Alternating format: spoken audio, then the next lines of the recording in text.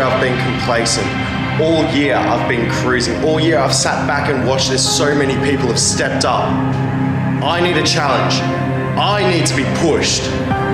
So Breakout is out of the underground and I find myself wrestling Joel Baitman at Breakout 35. Now Joel, you've helped train me. You've done this for so much longer than me, but now I'm stepping in the ring with you. So Joel, you may have trained me, but you haven't been through me. You haven't been through John Stop action.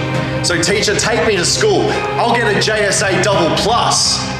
I've seen what your body can go through, Joel. So at Breakout 35, it'll be the smash hit, Joel Baitman, taking on John Stop action, JSA, the lit prince of professional wrestling.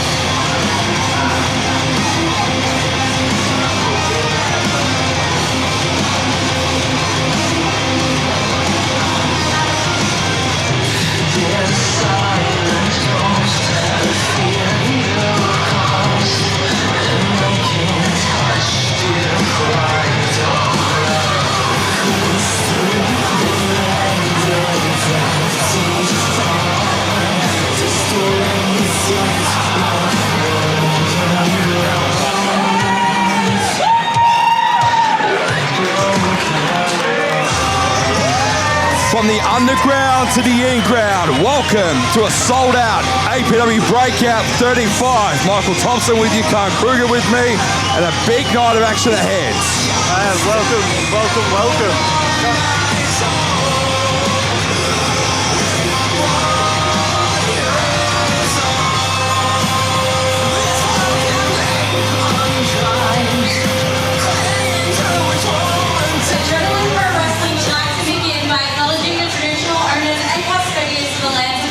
This evening. We pay our respects to all Aboriginal and Torres Strait Islands persons in attendance this evening. We pay our respects to elders past, present and emerging. Sovereignty was never ceded. This always was and always will be Aboriginal lands. Good evening everybody, my name is Gemstone and welcome to the Adrenaline Zone! Thank you so much for joining us this evening for Breakout 35. We have a sold out show tonight! That is all you. Now there's so many bodies in this arena, it is a cold night, y'all need to be hot, understood? I want noise and a lot of it, you got that? Alright, we have a huge card on for tonight, so what do you say we get straight into it? At this time, I would like to welcome to the ring the #1 contenders for the APW Tag Team Championship, the team of 211, Jackson Shepherd and Josh Redfield, Standardized Paradox! Good way to start with the introduction of the Standardized Paradox and Sheffield, as you know, Khan, are the #1 contenders for the APW Tag Team Championships. They are. They won that, was it 2 shows ago, and then defended that at the last show? It is indeed, and you weren't too happy at the last quote-unquote underground where they ended up spilling while Josh Redfield decided to pour a little bit of beer on top of Skylar Cruz. You were not too pleased with that. No, it was shocking. It was a crime against humanity. Well, I think have a look at that crowd. You know, it's a blessing in disguise that we're calling this from the bunker tonight, because I don't think we could fit in there if we tried. No, we tried to get out of the bunker. They said, no, look, we've got a sold-out crowd tonight. We may need to move some stuff around for the next breakout to potentially fit you guys in. So, again, we are sitting underneath inside a bunker calling this one this evening. See, that's not what I was told. I was told you just didn't want to be there and, you know, consequences of your actions. Who told you that, Boulder Dash? It was James Marshall. Quick and sweet. We've got a lot to talk about, and it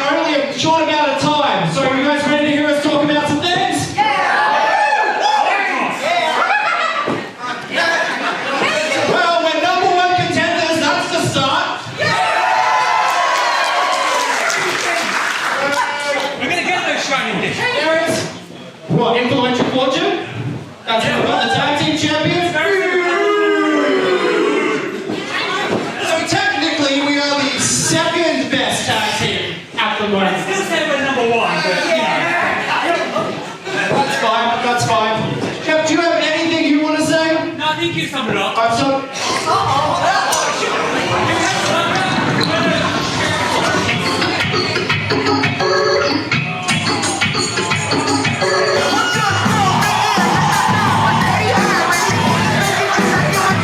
And here's come the Curtis. I haven't seen these boys before. What can you tell me about them? So we've got JP Bamford and Robbie Parker. They are from MXW down in Horsham. They've been tearing it up at MXW over the past 12 months. They are a phenomenal team, but interesting to see that they've stopped Sheffield. We've seen the Cooters in action over the course of the year here in Adrenaline Pro Wrestling, but one of what's on the mind are JP Bamford and Robbie Parker. I really need to introduce myself because apparently no one has heard of the Cooters. I am the whole effing vibe, Champion Valido. And this right here is my best friend. He's my pal, my rockin' soldier, my sweet cheese, my good time boy, the hunter, Robbie Parker, the Cooters, and you lot. A standardized paradox, the number one contenders for the Tag Team Championships, which is real funny to me because all you seem to do is dress in pajamas and throw cake on really nice clothes. So I'm out here. It's funny. It's funny. It's not funny at all. It's not funny. And we've had enough, and we think that one of the hottest tag teams, one of the new up-and-coming tag teams in APW deserves to be number one contenders. It's us.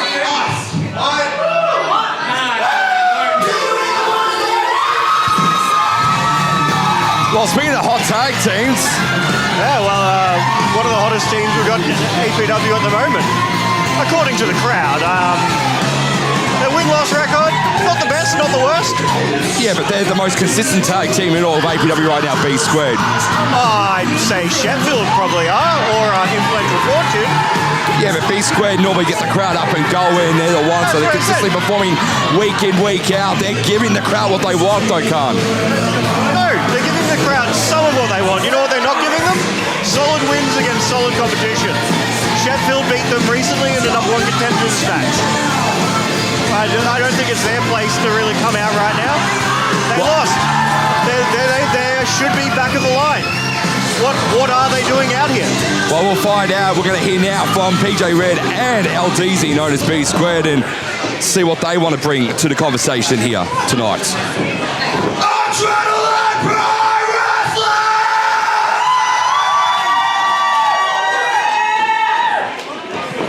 This one, alright! Take it away, brother! What's going on, people? Now, I just heard you talking about the hottest up-and-coming tag team talent. Now, I don't know what happened, but the grade really changed recently. Remember the Hooters?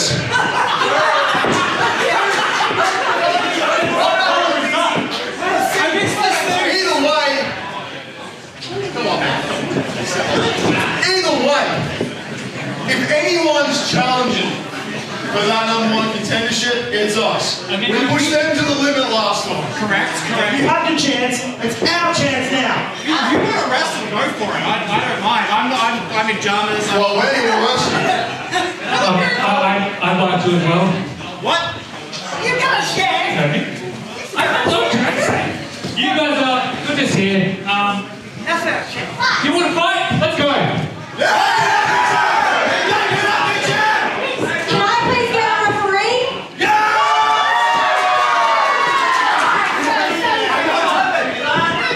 This match is now a triple threat tag team match.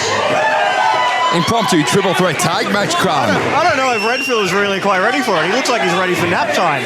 Oh, he can wrestle in that. I think he's ready to wrestle and then go and have a nap. But once again, what has B squared done to earn this opportunity? For the APW Tag Team Championship. I can understand why Kudos coming out here challenging for it. They didn't get that opportunity. B Squared did. They had that opportunity. Now, like they said, they did push Sheffield to the limit, but we've seen what certain people have had to do to get shots at the breakout title. Tag titles are just handing out contenderships left, right, and centre. But you got to think of this now. Our tag team division now has become the hottest it's been in years. We are seeing teams like Conflict Axiom, Influential Fortune who are holding the gold. We've got Sheffield, we've got B Squared, we've got now the Cood as part of the Adrenaline Pro Wrestling family. This tag division is starting to get stacked though, Khan. It is stacked, but Sheffield, I think they must be getting frustrated because, like, yes, they're not quite fighting champions, they're fighting contenders. They must be getting real frustrated not having a shot at that gold yet, despite the fact they have earned that shot. Remember to use the hashtag APW Breakout 35 over the course of the evening as LDZ and Jackson Shepherd to start things off in this triple threat tag match. And what the hell are the Cooters doing? Like they're just chilling on the ramp. It's a triple threat. They look, neither of their members of the legal men right now. Look at JP Bamford. He's just lying down. Smart. Let the other teams tire each other out. Look, I can't even tell which member of B Squared is that, Tomo? That's LDZ. LDZ. See that? The kip up he did there? Tiring himself out. You know what Bamford's doing? Hasn't even wasted any energy. Granted, they probably had the long 3.5, 4 hour drive from Horsham to get to Seaford this evening, but still, if you're coming down for a fight, you might as well get yourself ready for a fight. So we see a quick scoreboard here by LDZ, no good there, and Shepard's able to get out of that one. But no, I don't know if he quite got out of it. I think Kudos saved their Sheffield contendership. Here comes Bamford and Parker inside the ring for the first time in this match. AP Bamford and the Hunter Robbie Parker. And it looks like they have enemies on every single side. Well, that's what happens when you decide to laser bouts. Turnabout's fair play. And to our MXW friends, welcome to the Adrenaline Zone. You don't make friends that easily, or you don't make enemies that easily in the face of Sheffield and B Squared, Khan. No, you don't. Double team maneuvers there. I believe that was a member of B Squared and a member of Sheffield each teaming up there. I can concur with that, that's for sure. You see Bamford now copying it a little bit here from Redfield. Redfield, quick kick to the chest there of JP Bamford. Front on senton there from Shepherd. And now Sheffield are taking full advantage of this triple threat tag team match right now. Oh, nice move there by Shepherd. Power slamming his own partner onto JP Bamford. It's a great maneuver though. It was. I don't believe Bamford was the legal man, but inverted sling blade there. Quick cover here. This could be it here now for JP Bamford. It's not, and only a 1 count. No, I'm the legal man. Hang on. I think Sheffield's telling LDZ, hey, Redfield's the legal man. Well, I thought I saw something a little off there, but at least they're paying attention. To be fair, the referees have got 6 men to deal with here. Calling for a 4-way net. Oh! And Bamford gets out of dodge. I don't know if he ducked it or he just collapsed, but the end result is they all just need each other in the knee. Here comes the Hunter, Robbie Parker, who is no stranger to the Adrenaline Zone. He's been in the APW ring quite a bit over the last 12 to 18 months, and don't let his size fool you. Roy Parker, this kid can go. He's got great speed on him. Very much looking forward to seeing him go. Redfield, though, slowing him down with an arm. Whoop. Good counter there from Robbie Parker. Wrist lock of his own by Robbie Parker. Redfield, oh jeez. Oh, pajamas coming into play there. Roy Parker really going full Urkel there, and Redfield's had enough. Hey, Redfield's getting serious. I haven't seen Redfield this serious in a long time. You mess with the pajamas, and this is what you get. You mess with an Udi, this is what you get. Look, I'm going to let you take the chair to that. I don't partake in Udis or Pajamas. I'll tell you what I don't take in is inverted atomic drops like Robbie Parker hit Redfield there. A bit tongue-tied there. A little bit. I wish I was wearing pajamas right now. Unfortunately, not getting the opportunity, but here comes PJ Red in now with Robbie PJ Red with Parker. a lot of energy. This is good from PJ Red. Red back in Parker in the ropes there. Bamford looked like he got a blind tag. Oh, good spinning wheel kick there from JP Bamford. Very nice. And these boys from MXW, they're flying at the moment, I Carl. was going to have to say, I'm very impressed by them. First time seeing them myself. Lucky noses. And definitely leaving an impact. Nice brain. It was like an inverted brain buster there into a front on senton. And the Cooters going to take full advantage here. JP Bamford not being able to get the 3 count there. Red able to get the shoulder up at 2. Yeah, very close there by... And look at JP Bamford just going straight into that headlock again. Trying to utilise, trying to tie out PJ Red. He's just trying to keep him grounded, which I like. The big thing of B Squared is they're a high energy team. Ground them and make them burn that energy with a headlock. It's a very, very good key to victory there by the Cooters. Need to sternum there from PJ Red onto JP Bamford. Might be going for a bit of a suplex here. Can he get him up? He can't. Blocked by Bamford. This is smart from Bamford. You got to think though. Very smart. How's PJ Red's head though after copping a brain buster into a front on senton? As we see a nice suplex there from Very Bamford. nice suplex. It very much looks like PJ Red has been singled out here. Just remember though, he doesn't have to tag his own partner. He can also tag a member of either member of Sheffield. Bamford soaking in the adoration of the unwashed crowd. It's good to see a sold-out crowd inside the adrenaline zone for this one. First breakout in quite some time. It's not in the underground, but back up the grounds.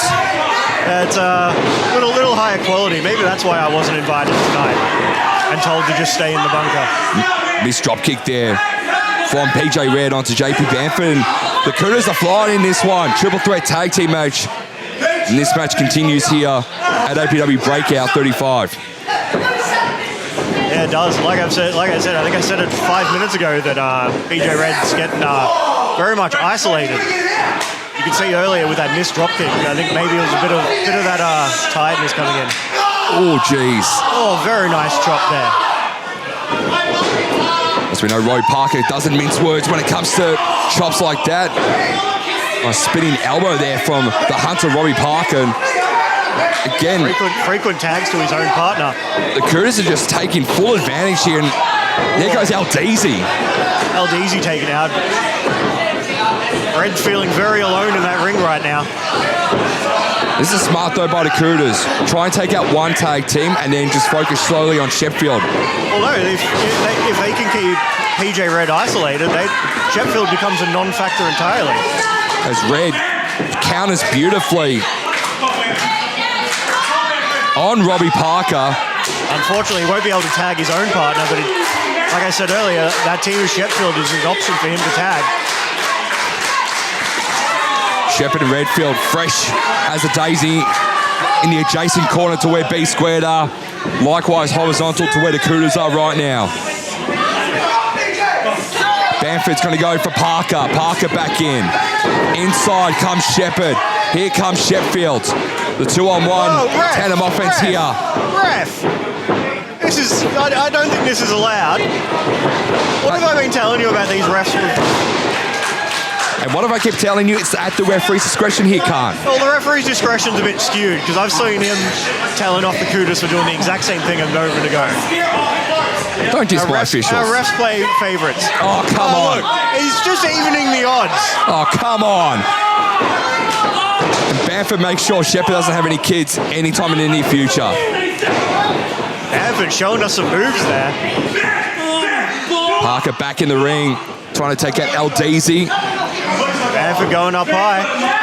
And this is the Cooters tandem offense that we've seen in other promotions across the country. And again, speaking of children and the lack of in the future. That would hurt.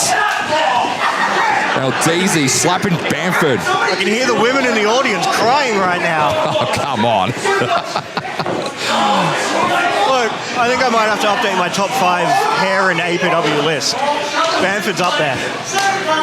Along with yours and misfortune, not misfortune, but Skylar Cruz. Hey, don't discount her. Don't discount misfortune. Looking like a Tower of Doom situation right here. Wait, what's Sheffield doing? Oh no. That's his... Shepard, that's your partner! Oh! Shepard, you just powerbombed your partner! Is there descent in the ranks? I call it more assistance, but that was an amazing Tower of Doom, and the only man that's left standing right now is PJ Red as he goes top rope. Might be looking for a moonsault. Hits it beautifully on beautiful JP. moonsault. JP Bamford down. Oh, Shepard. Oh. Very nice spinebuster after just taking out his own partner. The straps are down, but a super kick there from Aldeasy. How's that knee though of Aldeasy?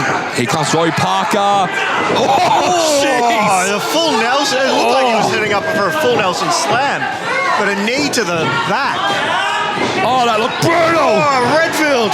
Shining wizard there from Redfield. He's put numerous opponents away with that move, and he might have done it here, and he has. He has. Big win for Sheffield. I think the biggest takeaway of that match is Sheffield remained the fresh team for a majority of that. You know what they say, triple threat matches, you have to be in it to win it, but you don't have to be in it to lose it, and thankfully Sheffield were in it at the right time. But once again, what happened there? What was it? Was it a miscommunication? Yes, it paid off in the end, but It was more assistance, I'd say, than anything else. Powerbombed his tag team partner. Granted, but I think they wanted that to happen. It paid dividends in the end, though.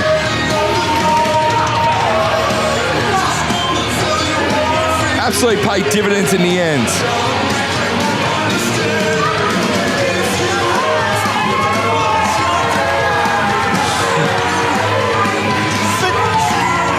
He said sorry, though. I guess that makes it all better. Does the referee go backstage and apologise to the Cougars for blatantly favouring Sheffield? It's at the referee's discretion at the end of the day, Khan. You got to realise that referees, they got the toughest. Gems don't have an agenda to favour certain teams, and I believe Sheffield are one of those teams. It's at the referee's discretion. The referees, they've got the toughest job in all of pro wrestling, and that's handling 6 bodies, especially 6 of the hottest property superstars like we're seeing this evening. I can't deny that. They very much earned it. And onward and upward now for Sheffield as they look towards Influential Fortune. But what are they going to do to actually get that match with Influential Fortune? They've been waiting and defending that contendership for weeks now. And still number 1 contenders for those tag team titles. Somebody did come dressed to wrestle. Redfield did a really good job, eh? Yeah. That must be sweaty. Anyway, we're going to keep this steam train rolling as fast as we can, alright? So, this next contest is a singles match scheduled for one fall. Introducing first.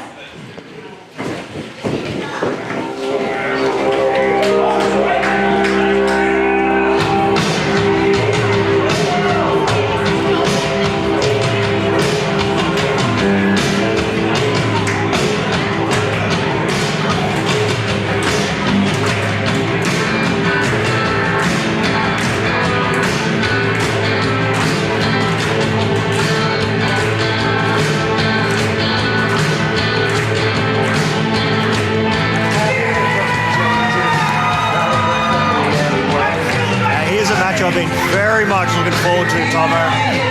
We saw the promo earlier from JSA. You know he's ready. We reckon Baitman's ready for this? Oh, absolutely. Bateman's born ready for matches like this, and the smash here too has been a mainstay in APW and mainstay in APW, mainstay in Australian wrestling for the last 22 years as Joel Baitman.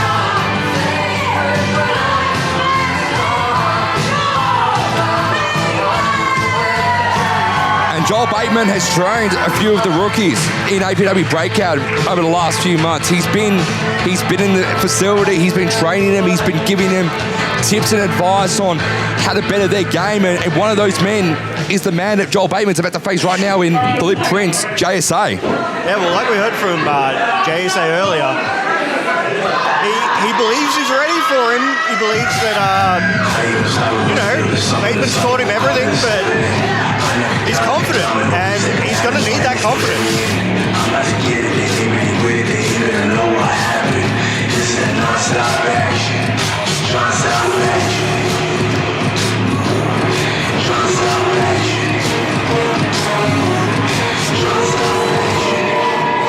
For someone like JSA, this is going to really test where he's at. This is the ultimate litmus test for the Lip Prince. I like what you did there, but it's going to be tough. It is a litmus test, but it's going to be tough. There's not quite anyone on the local, even international scene, who's Baitman. He's just come back from a early mind game from Joel Baitman. It's what Baitman does best. He does these mind games the best. It's not that he really needs it. JSA, you feel he may be walking in with all that confidence, showing that, I'm ready, but deep down, there's that nagging voice in the back of his head where it's probably saying, am I good enough? Am I good enough? For JSA, the mind games,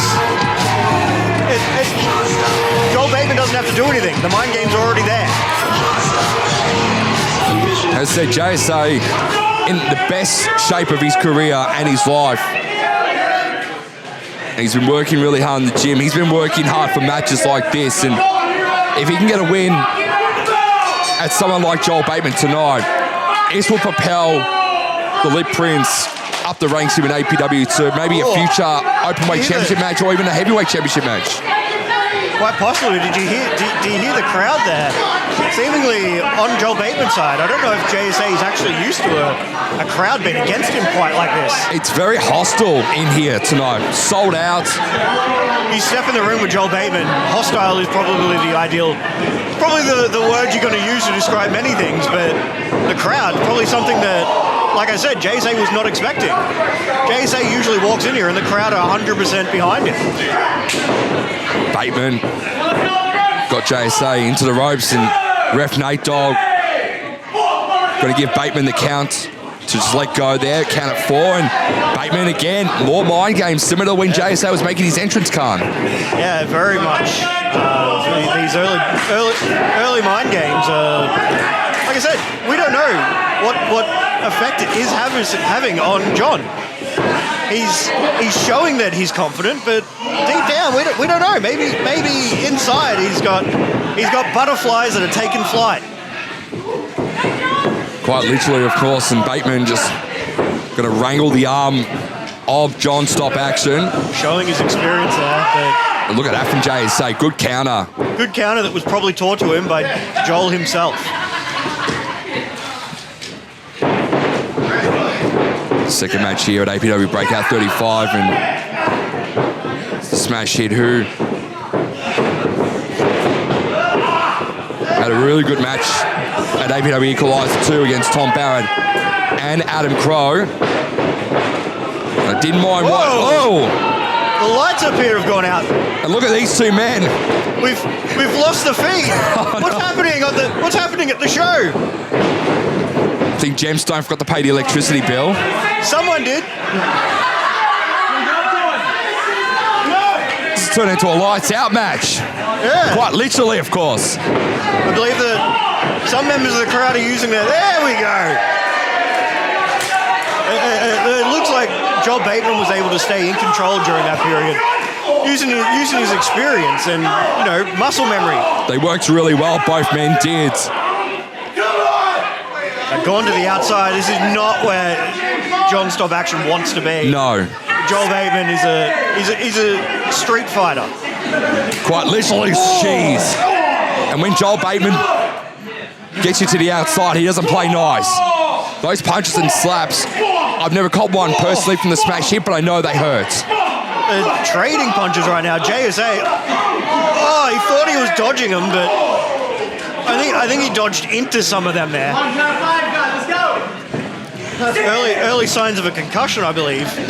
As said, Joel Baitman in a losing effort to Tom Barrett and Adam Crow at APW Equalizer last month too, where Crow got the victory in that one with dirty tactics, of course, to get the W there, but it was a very hard-hitting affair between those three men.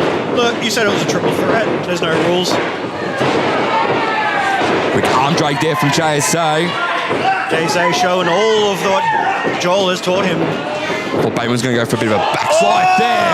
And again, back to the headbutts. We talk about what people are known for.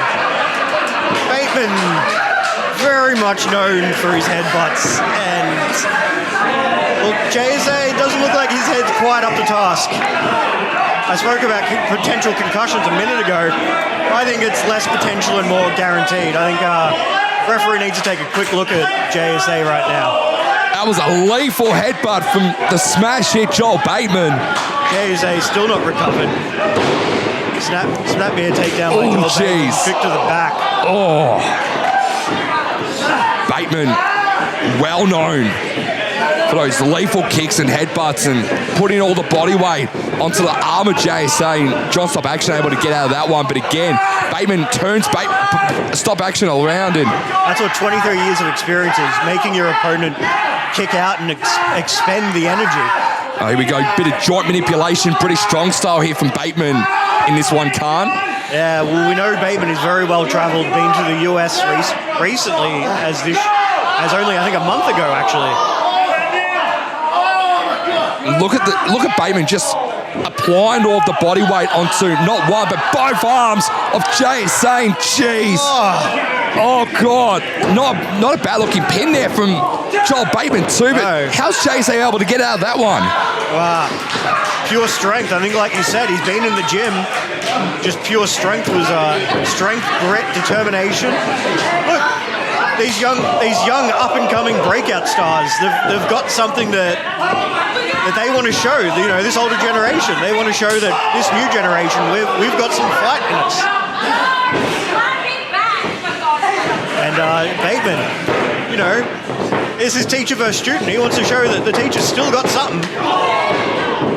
Oh, slap right to the ear. Discombobulating, as they say in certain parts of the world. Absolutely. Forearm there from JSA. Another one. Snap nib. Let's go! Oh, very nice blockbuster, or as JSA likes to call it, the Netflix and chill. I don't mind that. You know, it's a modern take. Go. Oh. JSA drops down Bateman there, and only a 2 count in the end. That was the John Stop drop, I believe. I've seen him finish people with that. Joel Bateman showing all of his 23 years of experience there to be able to kick out of that. Good move. It's the JSD.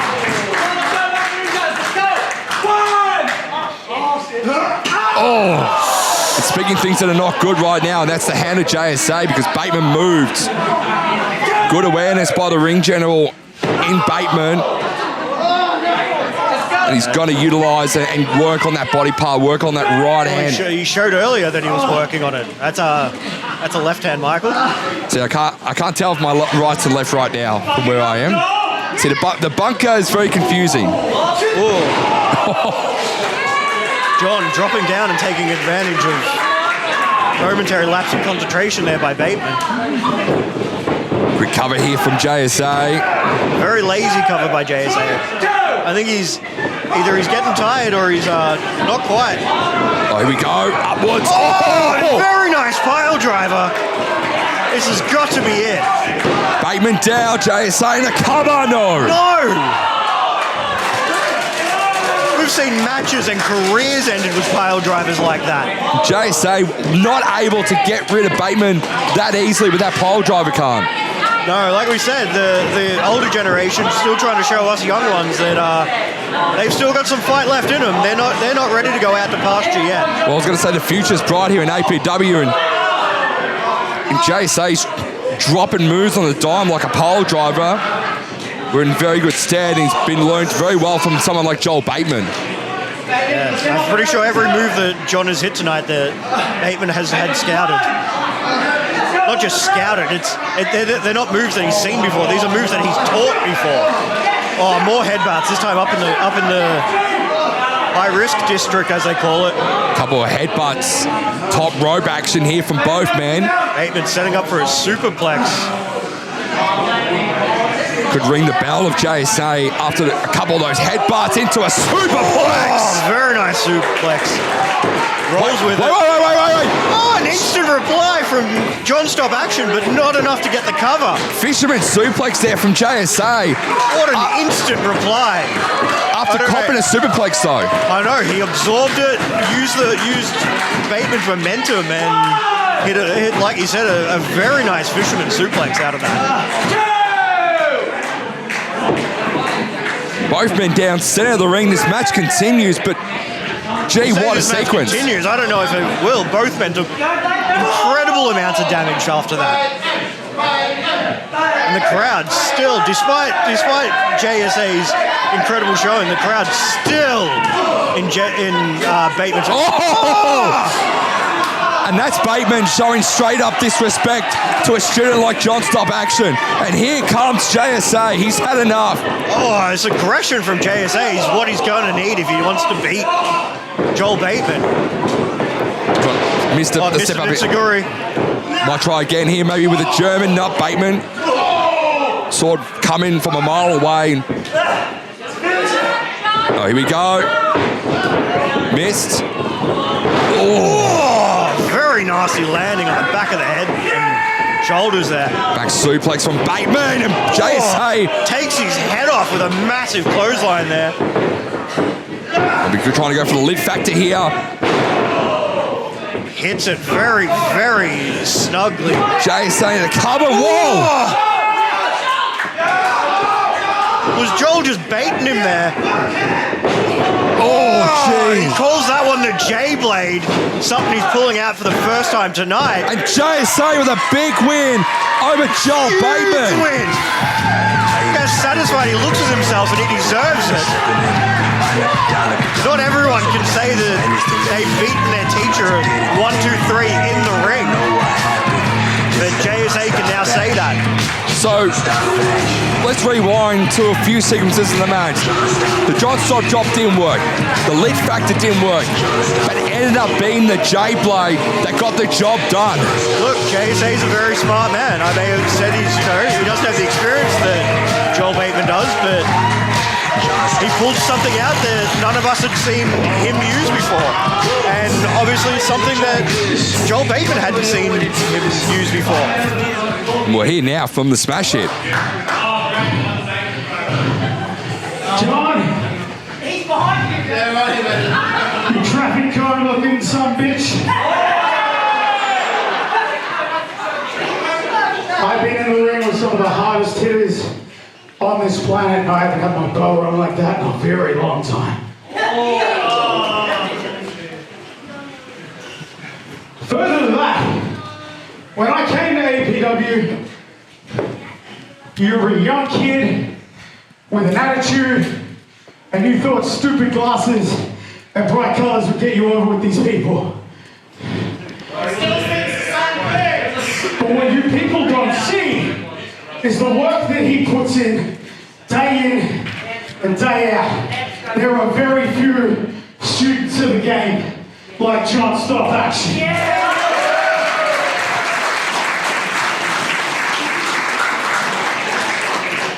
I am privileged to be one of his coaches here at the APW Champions.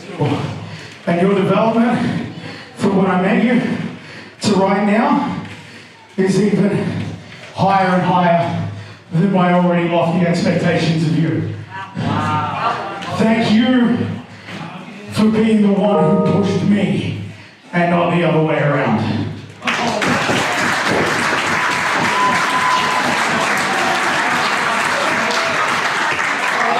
Oh my God.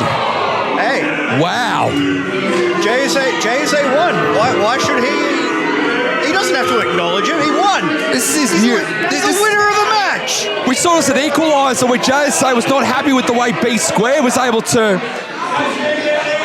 Like, he wasn't happy to be squared in Sheffield. Hey, He shook hands at the end of the match. Look, he just won the match. He's earned himself a beer. Baitman lost. You know, it happens. I don't like this new attitude of John Stop action. What are you talking about? This is what he needed. It's that killing edge. The words. Alright. Was not expecting that from you, John. Gee whiz.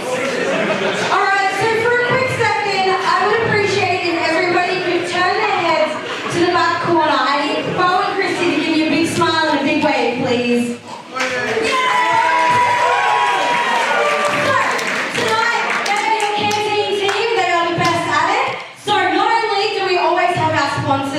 Brew with the alcoholic and non-alcoholic beers.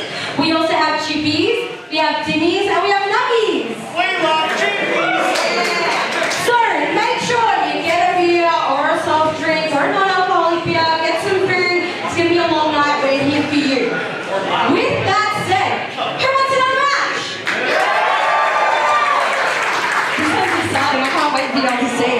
This next contest is a singles match scheduled for one fall. Introducing first.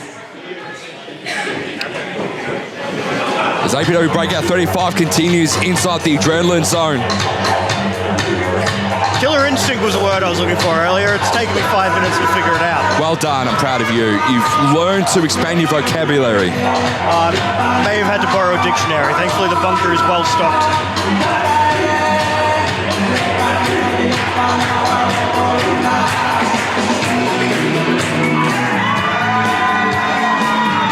And here comes Jackson Wilds, another APW Academy. An academy graduate. Do you call them graduates when they get their debut? Because this is...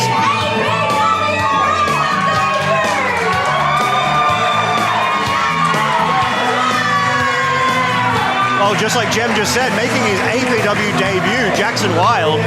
But He's a graduate. Yep, He's so a graduate. All Yep. right. He's got his belt. He's ready to go. Time to pull on the big boy pants. It's go time.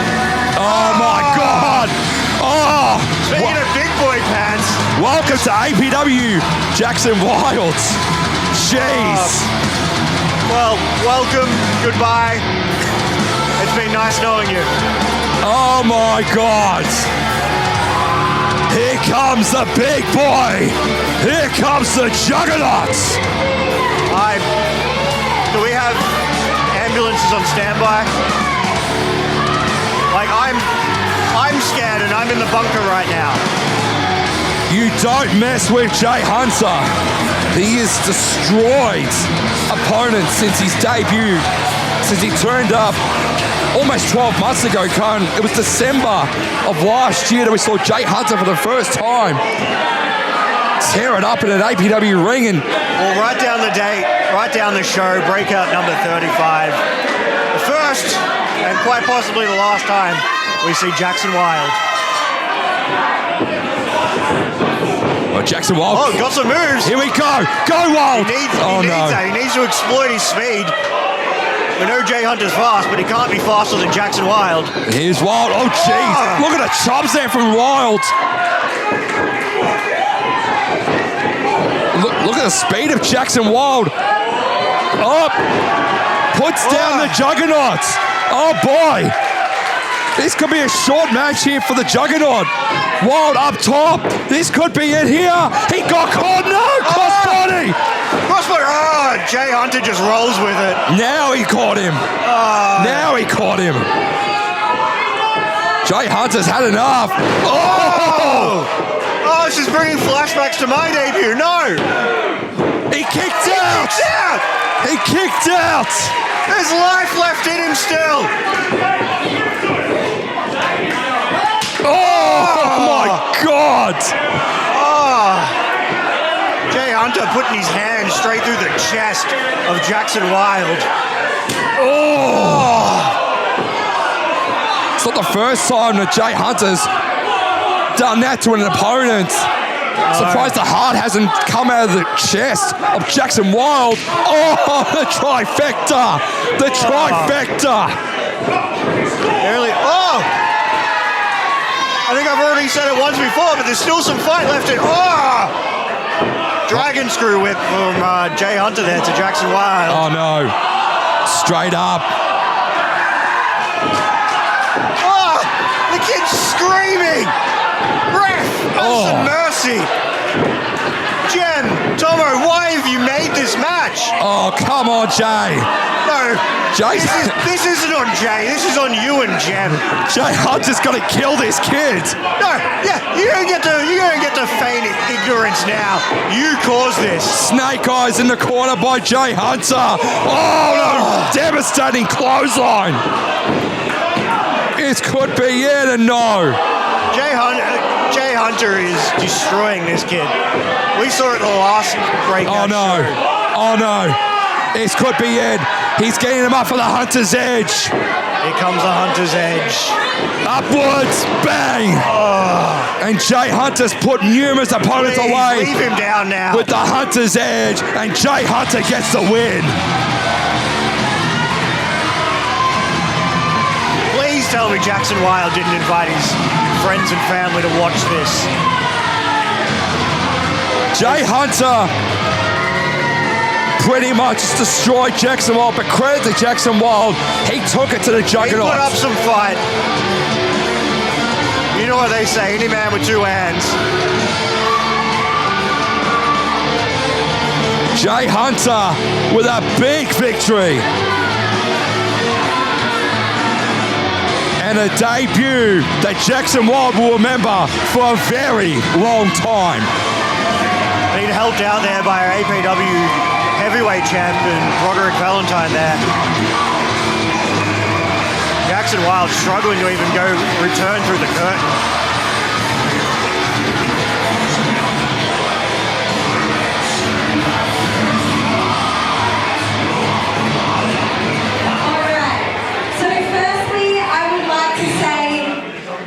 I'm sorry. Jay was the only person I know.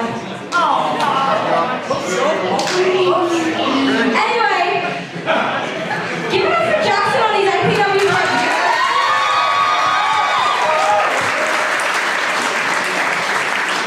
Considering he was up against the Juggernaut. Alright, so again, we're going to keep this steam train rolling, alright? So at this time, huge thank you to Platinum Ring Hire for promoting this next segment. So, with that, Platinum Ring Hire would like to welcome to the ring, representing Conflict Act. 2023, and after all these years, Conflict Axiom is still running rampant with their unfair numbered beatdowns. The 2-on-1, the 3-on-2, the 4-on-3, enough! A couple years ago, Conflict Axiom thought they'd rid themselves of Blaze Elliott. Blaze Elliott got rid of Blaze Elliott. But this time around, Blaze Elliott are getting rid of Conflict Axiom. This time around though, You've not even 4 years into my career yet, and I've dealt with Conflict Axiom so many times, and I'm sick of it. James Marshall, Nate Nitro, Chris Law, and someone I call my brother, Soft. But enough is enough.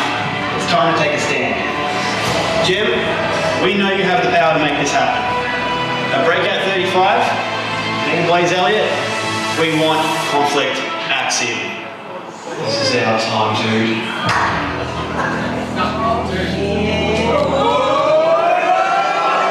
So, before we get back to where I was, who's seen the social media this week? Yeah. So, I'm sure you all saw that I approved that match. Yeah. Good. We'll be seeing that later this evening. But, like I said, Oh my gosh. How many times does Jam need to be interrupted tonight? I get the video package from Retro Blaze, but really? Really? sponsoring this segment. I don't know if they are sponsoring this James Marshall segment. No, I don't think they're sponsoring James Marshall at all. I don't think he has any sponsors. Well, look, I wouldn't sponsor he him. was telling me during the week that you know, he was telling me, because I asked, hey, why do you reckon we're in the bunker for yet another week? And he goes, well, I heard through the grapevine that Tomo's a little scared of me, doesn't want to come face to face with me. Any truth to those rumors? Is that why we're in the bunker? Are you scared to go face to face with James Marshall? I call BS and I can smell the BS in the bunker from where the ring is right now.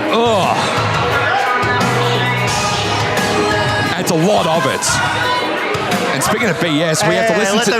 Let the man speak. We have to listen to his BS.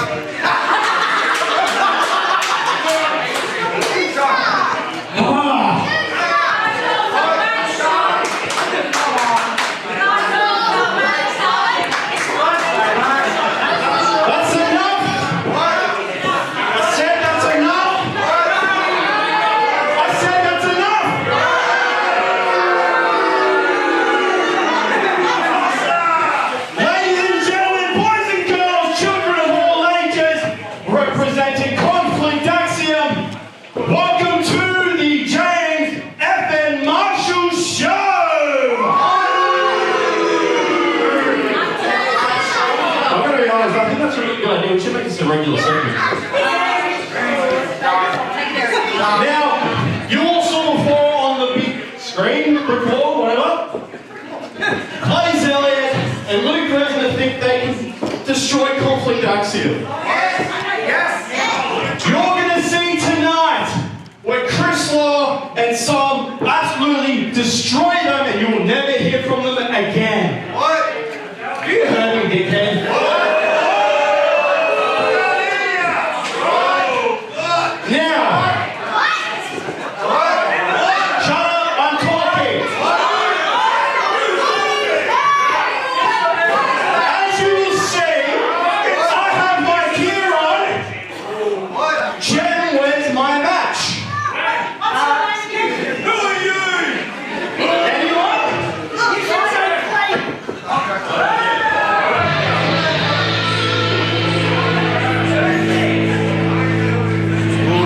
Surprise. Now this is someone I've been hearing many rumors of, Tomo.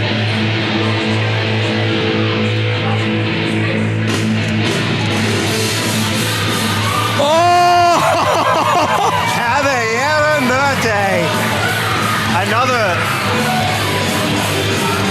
Another APW Academy graduate making his debut tonight. That's 2 in a row. He's a big man. He's you know what he does in his spare time, Tomo? What does he do? He lifts Atlas stones. You know what they are, right? No. Really? Come on. I can't be the one that knows something about. So Merte in for his first match. Caballero Merte calling up to challenge the great James Marshall. This is a man who's been in the academy for many years, has learned everything he can, and is now finally taking that leap to the big stage. He's a big boy, is Caballero Merte.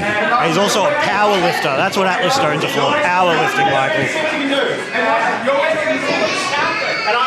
And look at the physique on James Marshall. I reckon if he wanted to, he could probably power lift Caballero Merte right over the top rope. I disagree. I think Merte's got him covered. And look at the smile on Merte's face. I agree with the crowd. Upwards from where we are down below. What is it with Marshall facing rookies? He's trying to clown the big man, but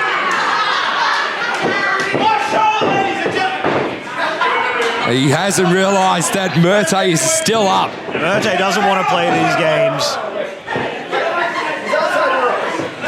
I've said it time and time again. James Marshall is a lot better than you give him credit for. I give this guy all the roses, all the time. He's a weasel. Best way to put it, he's a weasel. And speaking of which, there's the weasel tactics of James Marshall by rolling out of the ring. It's smart. It's not. Get out of the ring before the ref can cheat you out of a win.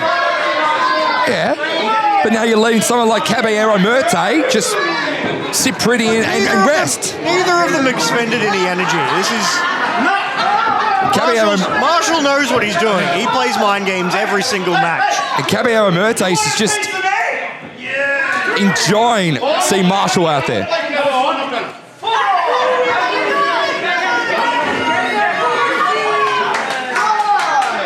And to be fair though, Khan, if you look at all the rookies James Marshall's faced, he's never faced anyone like Caballero Merte before. No, he hasn't, but... Oh, jeez. Caballero Merte has also never faced anyone like James Marshall before. In fact, he's never faced anyone before. Did Marshall just go through puberty then? Either that or... Look at the ref getting in the way of Marshall's offense.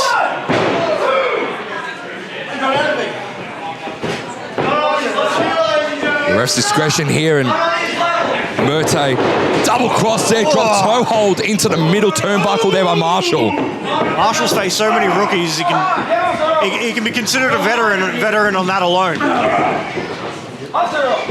He's also a veteran of losing to rookies too.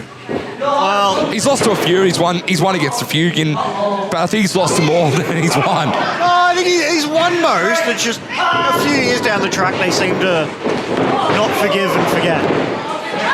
Marshall tried to take Merte down. Merte finally able to show some of his strength, but once again, Marshall with a bit of veteran instinct there. Look at Marshall. Calling for the 619. Oh, come on. Slides out. Come on. Look at the weasel again in James Marshall doing what he's doing. It's smart. It's not. Look, he expects a boot to the face, and instead he gets choked out. Oh, jeez. Bit of a slap. Haven't seen a lot from Caballero Merte yet. And Merte just copped at one. Again, just copping boots to the face of Marshall in Merte's debut here inside an adrenaline ring. Oh, chopping the big man down by taking out the legs. Oh, jeez. Very nice clothesline there by Marshall. And the great James Marshall back on his feet. Quick cover here. Oh, lazy cover and showing Merte's showing his strength there, but just throwing Marshall off him. I don't even believe it was a 1 count. Once again, though, Marshall showing that veteran instinct. Let's hear it from Marshall! And this is what... Look, I give him his roses every match, but yeah. I've said it time and time again. If there's an ass he can't kick, he's going to kiss. And he's good at kissing ass, that's for sure. And speaking of someone who doesn't kiss ass and is showing really nice tandem offense at the moment is Caballero Merte. Yeah, a few atomic drops there. Big boot. Knocks down Marshall. Finally getting some offense in. And again, similar to Valido, another masked luchador inside an Adrenaline Pro Wrestling ring. Look, part of me likes it, part of me hates it. It's something that can be used against you. Look, I have long hair. I know what it's like to have part of you used against you. Oh, very nice goozle slam there by Caballero Merte. Merte in the cover, and Marshall's been vanquished. Didn't need a lot of offense when you can hit him with something like that. A very successful debut there by Caballero Merte. Looking very pleased with himself and deserves to be. Marshall's no slouch. And a big win for Caballero Merte in his debut inside an APW ring, and the Adrenaline Zone love it. They do. What if he brought some friends and family along? Give him that extra little fire in the belly. And Marshall gets vanquished by yet another rookie, and it's a great sight to behold. Well, I feel like you got a little bit of revisionist history there. He's probably at 50-50. But to be fair, Marshall deserves it.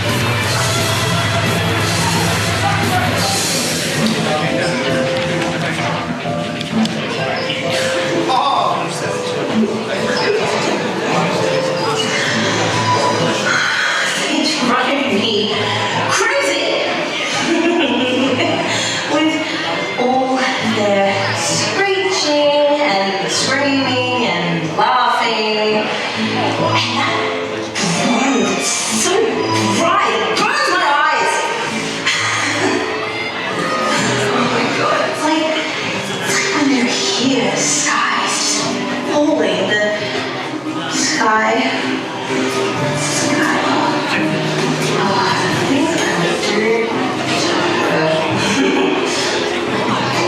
So unfortunate. So cute. Both of them. They're gonna get this going.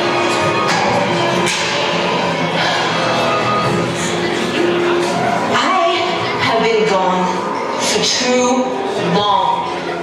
Trapped. But now, I'm free, and Breakout's coming back. It's a great combination.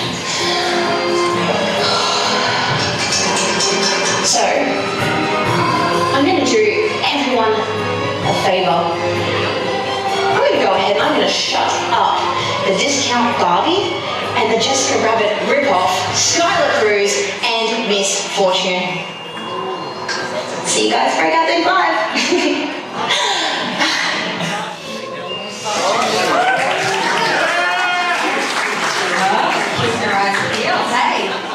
Alright, so we can keep moving. We've got a big night, let's just keep this going. This next contest is a tag team match scheduled for 1 fall. Introducing first.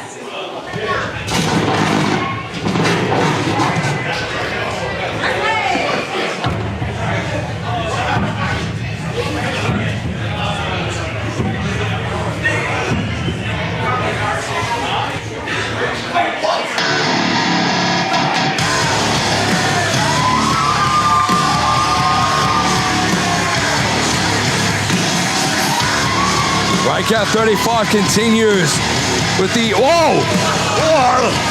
I mean, Law always looks pissed, but this is like another level of pissed.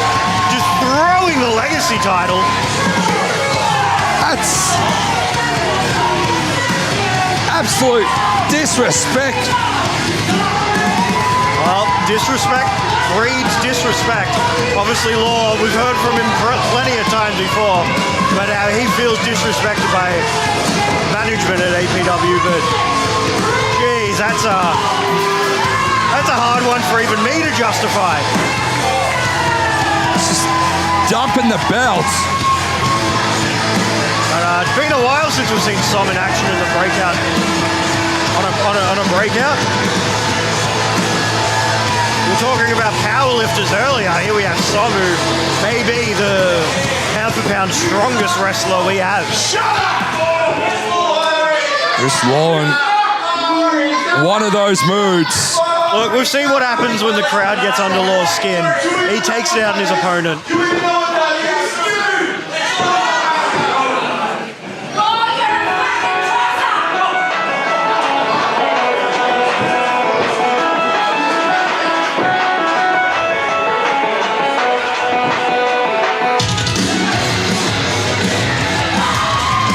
Conflict Axiom going to be taking on not one but two people they know very well.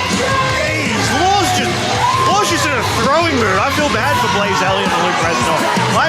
You know what? This is the first time I'm going to say it tonight. I'm glad we're in the bunker because I feel like we would have copped something by now. You anyway. I don't know how good of a shot he is. It might have accidentally come my way. For occupational health and safety reasons, we're in the bunker tonight for reasons like that.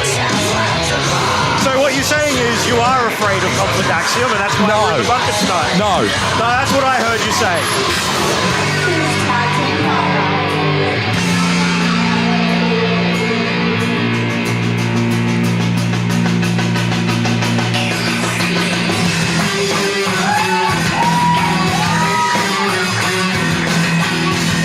been a while since we've seen Blaze Elliott in the adrenaline ring.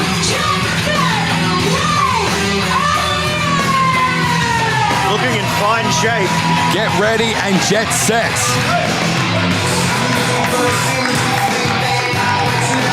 These two are known as Retro Blaze.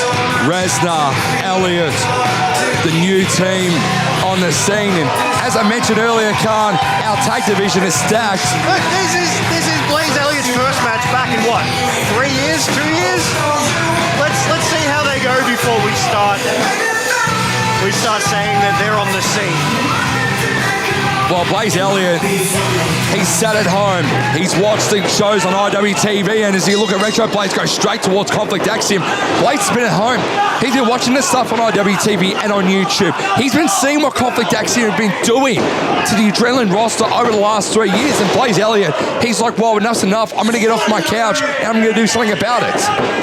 You make... Oh, very nice cutter there by Blaze Elliott. Olympic slam there by Som.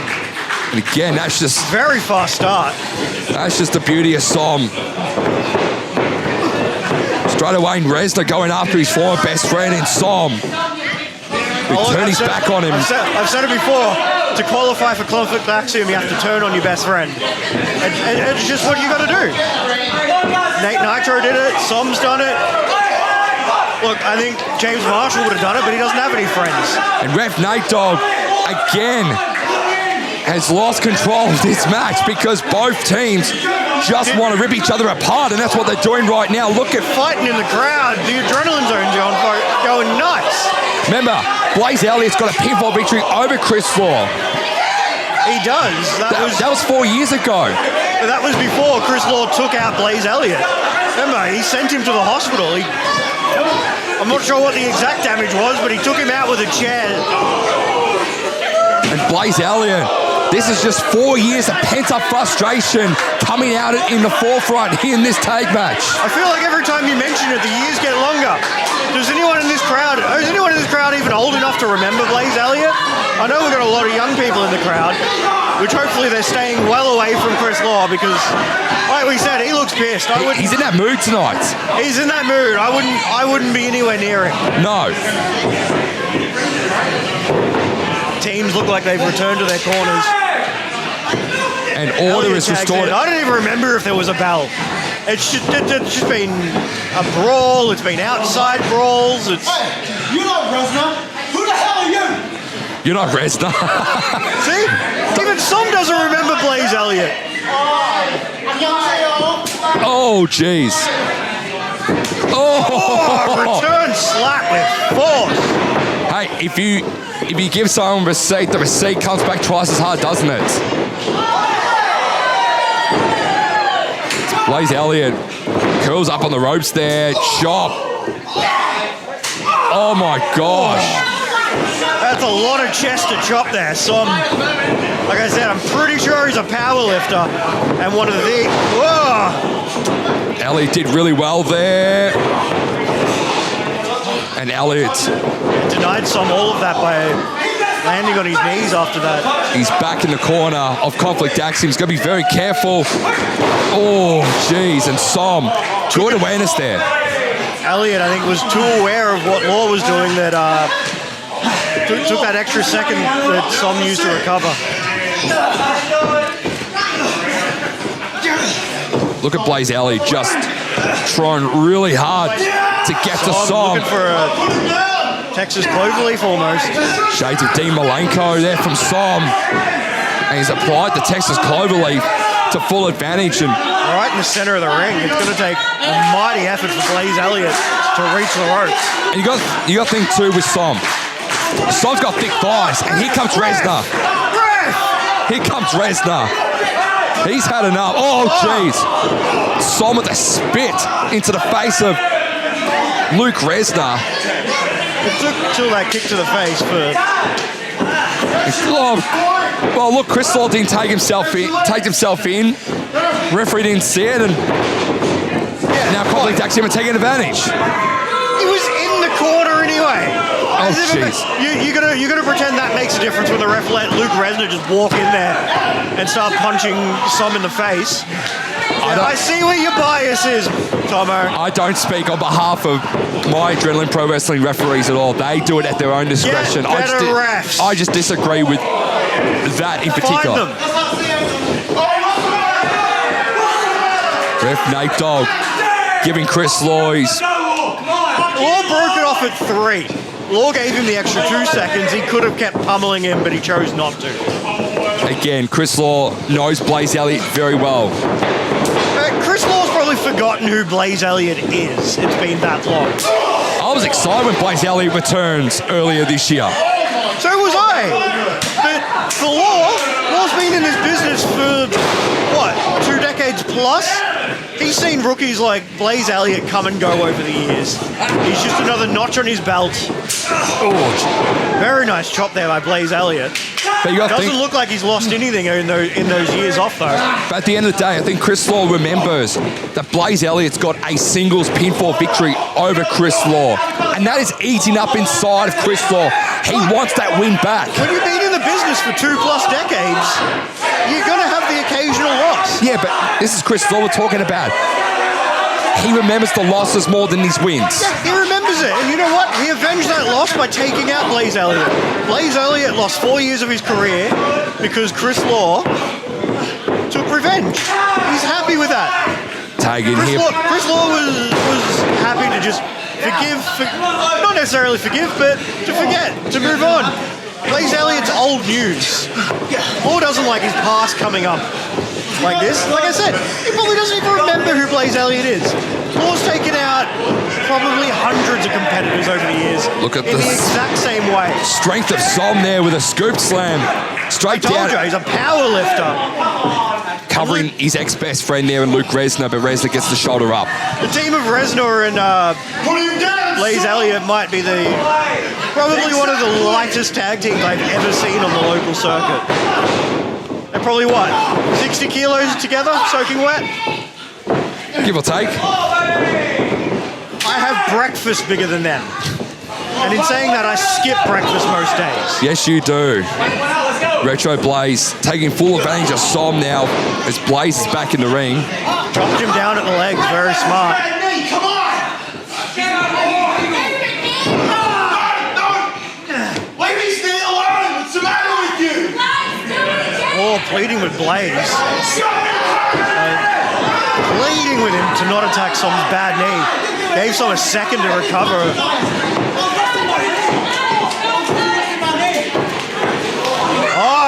Chris Law taking out Resner at ringside. Referee distracted. He's telling you, these referees, they get distracted by the littlest thing.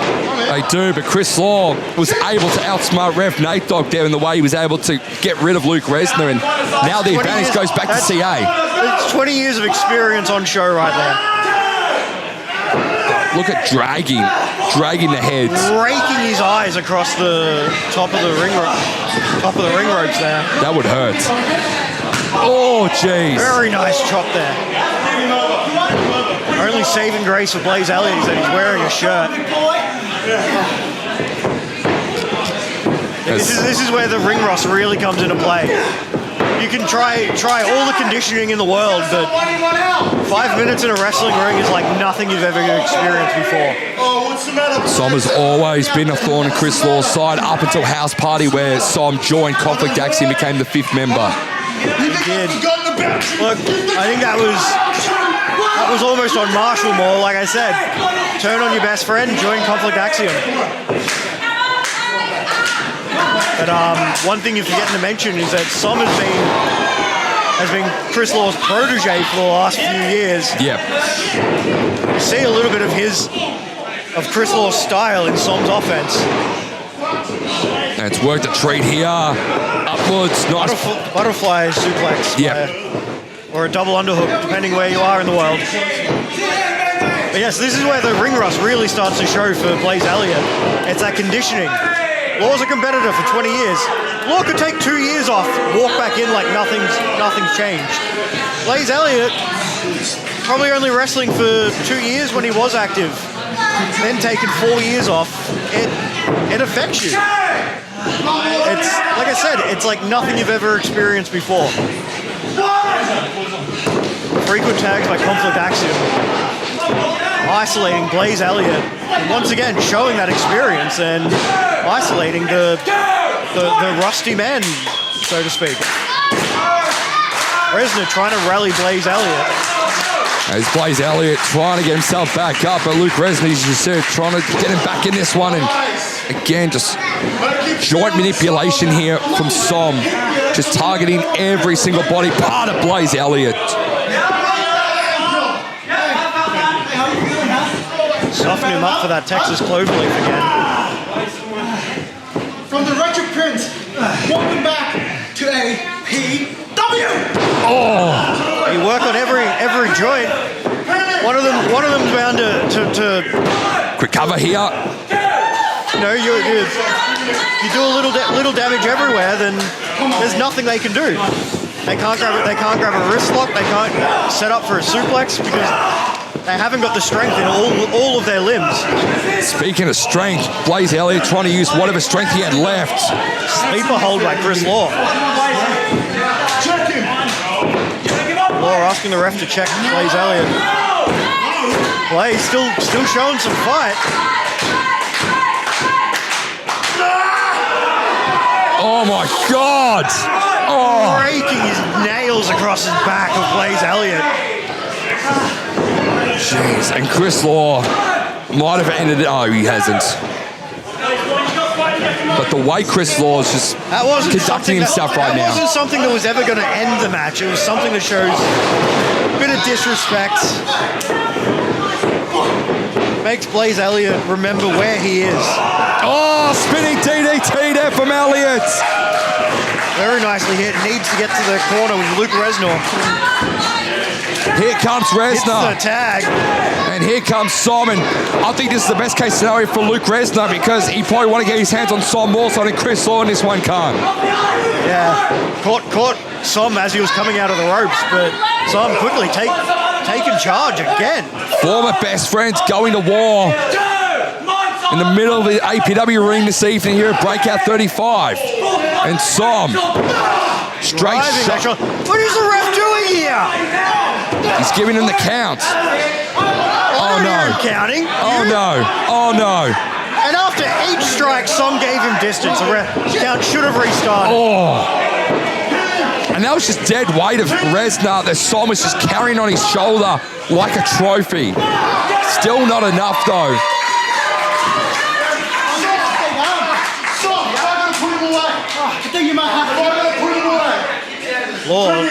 Law wanting to end the night early, but Som saying he wants to play a little more. Little bit of discontent and or trouble in paradise in the Conflict Axiom corner there. And look at Law, straight in. Law just giving Som a little one-on-one training there. Telling him this is how you do it. Law calling for the spear, and he caught one of his own. Well, he called for it, he got it. Quick cover here, and this could be it. Almost. Hey, Resnos needs to stick with what he knows and not to try and steal Law's moves. Would have been a massive, a big win for Resner if he's able to take out Chris Law. Quick Irish rib into the ropes. Oh, there's a spear. Oh, there's a spear he called for. The devastating spear by Law. Inside out. This could be it. And Resner kicks out. I don't know if he's even awake right now. That was instinct. How did Resner get out of the spear? He didn't get out of the spear. He got cut in half with it. What he did was kick out. And I don't think that was a smart decision because all it's done is piss off Law. Demon's Row being called here by Law. This could be it here. Oh, wait a minute. It's to 11. Law saying that he's sick of these clowns, and here's a real clown. Here comes 211, who's he's observing. He's observing. Here's just another reminder that Conflict Axiom have made enemies everywhere they go. And 211 is the #1 contender for the shiny thing, Khan. Legacy Openweight title, or as I sometimes call it, the Legends title, because any title held by Chris Law may as well be called a Legends title. And Blaze Elliott takes out Som. Earlier you were saying how disrespectful and how much it's cheating when they're taken out at the corner. Oh, here we go. Resner. Quick punches. Fighting back. Oh, very nice famouser there by Luke Resner. This could be it here now for Chris Law. No, he kicks out. I think Chris Law just kicked out on instinct alone. Resner some tips on it, hitting it. Oh, another one. Another one. How would you rate that one this time around? That one was a 10. And that's a big win. Huge win in Blaze Elliott's return. Gets the win. Well, Luke Resner gets the win, but by association, Blaze Elliott gets the victory over Chris Law and Som. Conflict Axiom have been defeated. Retro Blaze with a big win tonight at Breakout 35, and questions are going to start to be asked of Conflict Axiom. I've told you before, they've been making enemies everywhere they go, and once again, it's caught up with them. It just seems to happen. Maybe Som should have put Resner away when Chris Law asked him to. Maybe you should have. But again, 211, observing his opponent, observing the man he'll be taking on for the shiny thing, also known as the Alexio Break Championship. Yeah, that'll be coming up sometime in the future, but we're not sure when, but what we do know is that some can't be too pleased. Law took his eyes off the prize. And a big win for Retro Blaze. They came, they conquered, and they dethroned Conflict Axiom tonight in Breakout 35. See, if that was a member of Conflict Axiom coming down to the ring, you would have been calling shenanigans. You'd be yelling and screaming and saying they're cheating. What did you always teach me? Where were you? Yeah. Where were you? Huh? I was concussed.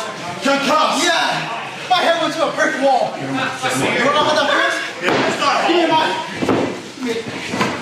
Som calling for a mic. Seems to be some tension right here between the members of Conflict Axiom.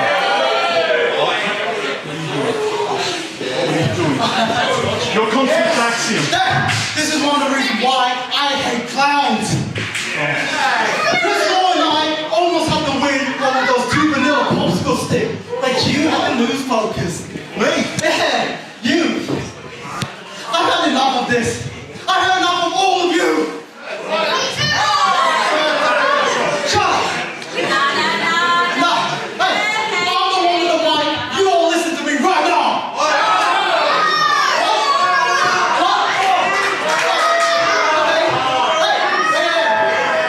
You can all call me whatever you want. But believe me, growing up Asian in Australia sucks. I've had way worse.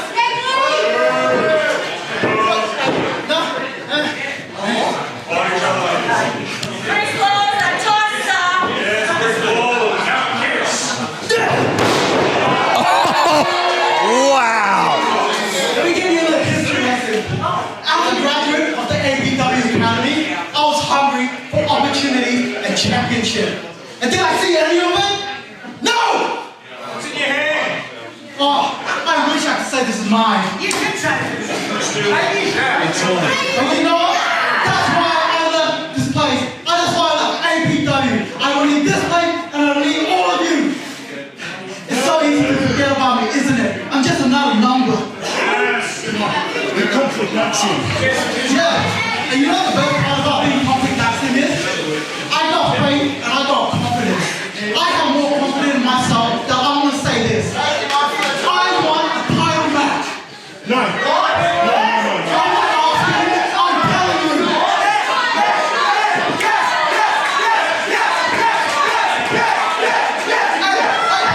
Not just any title. I want the most prestigious title there is. The Running Belt!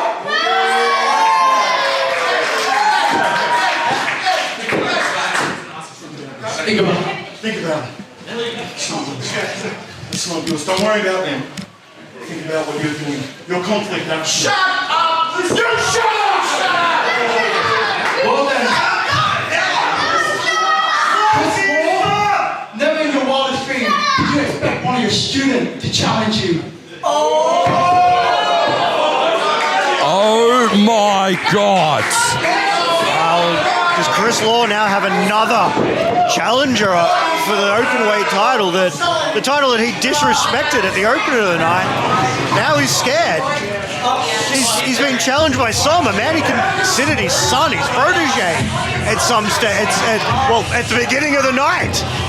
The quote that stood out to me just then was, expect a challenge from one of your students. Well, I've said it before that Chris Law and Conflict Axiom have been making enemies everywhere they go, and I believe that might have just been his resignation from Conflict Axiom and his application to now be another one of those enemies. It's been a black night for Conflict Axiom. James Marshall losing earlier tonight, and now the dissension between Law and Som. Law having words with Gem Stone.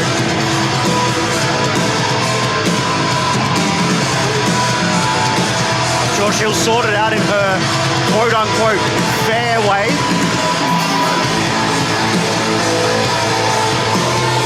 What a night's been. I don't even think we're halfway done. It's been chaotic, to say the least. That's just Breakout in a nutshell. Well, looks like we see where the conflict in Conflict Axiom comes from, eh? I'm a funny guy. Anyway, like I said, that's out of my hands at this stage. The request has been put in. I'll consider it. Now, in saying that, Chris Law says no, but what do you guys think? I may just go with the majority, let's be honest. Anyway, at this time, I would like to welcome to the ring. He is the NXW Ascend Champion representing CGS. He is the main character, Will Walker!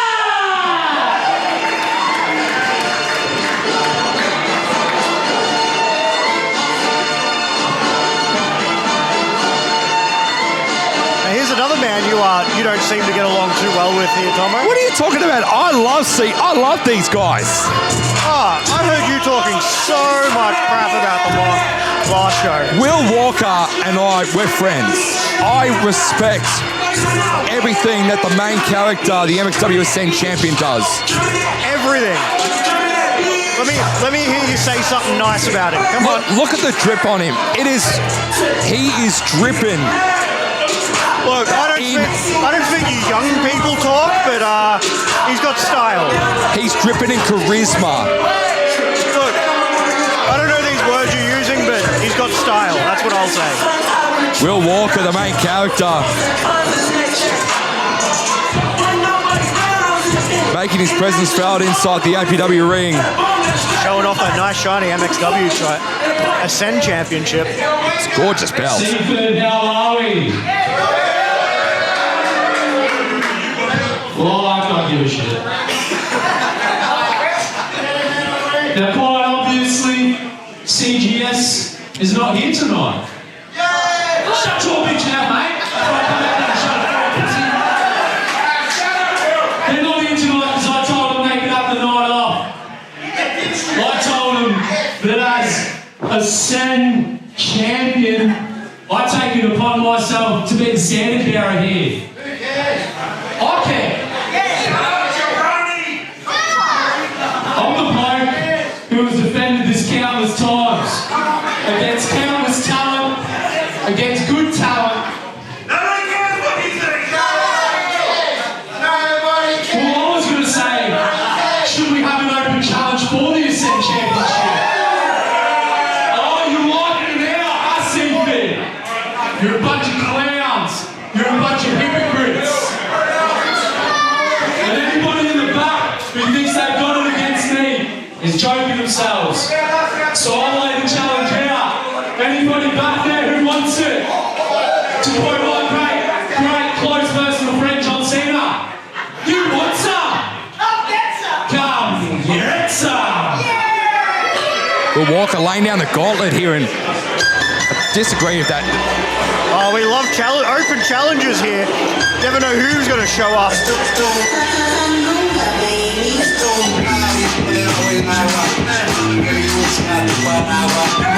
Oh!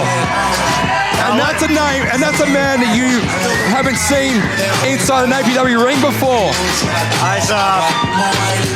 It's Reese Alexius, all the way from England. You can probably tell from the music, the Union Jack on his jacket. This man just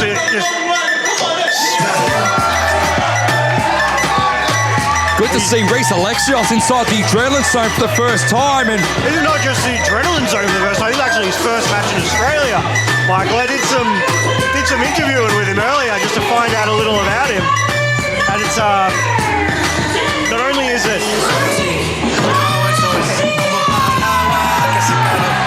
his debut in Australia, it's also the third APW debut of the night.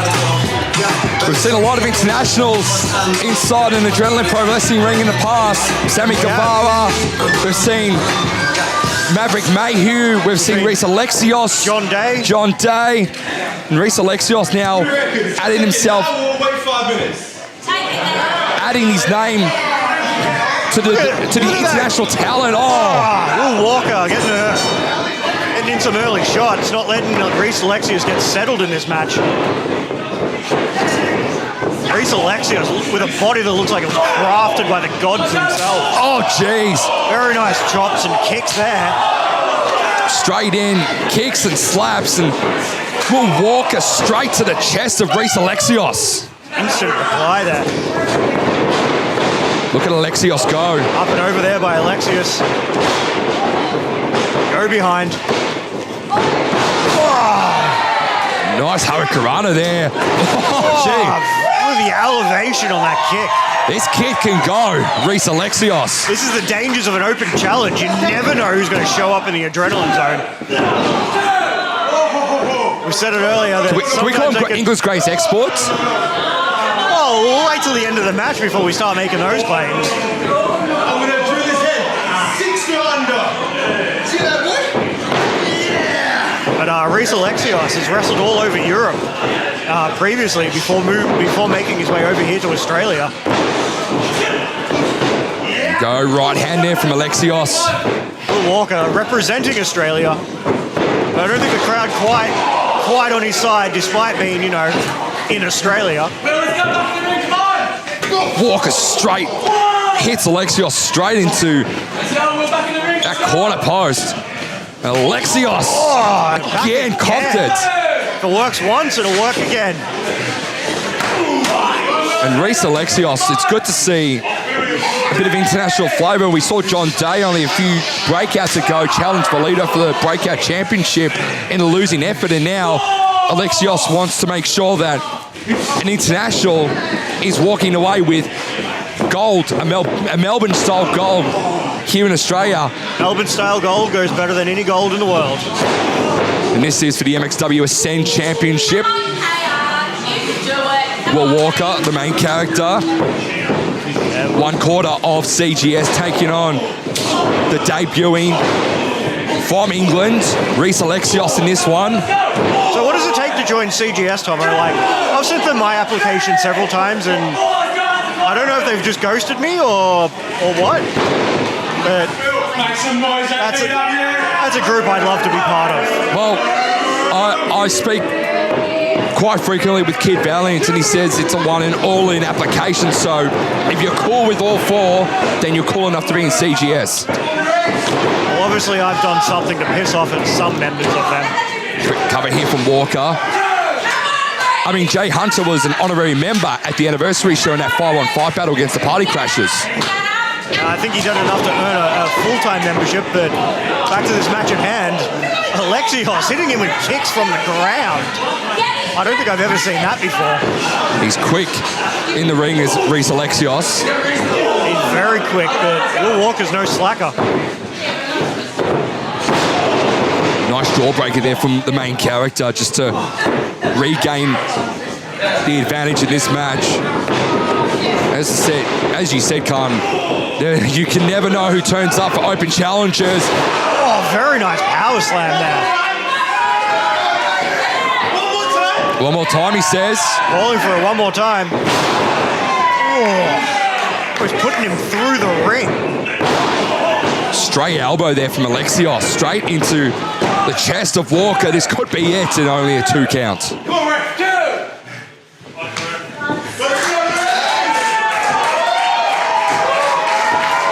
Alexio is calling for a bit of crowd support here, which he's getting.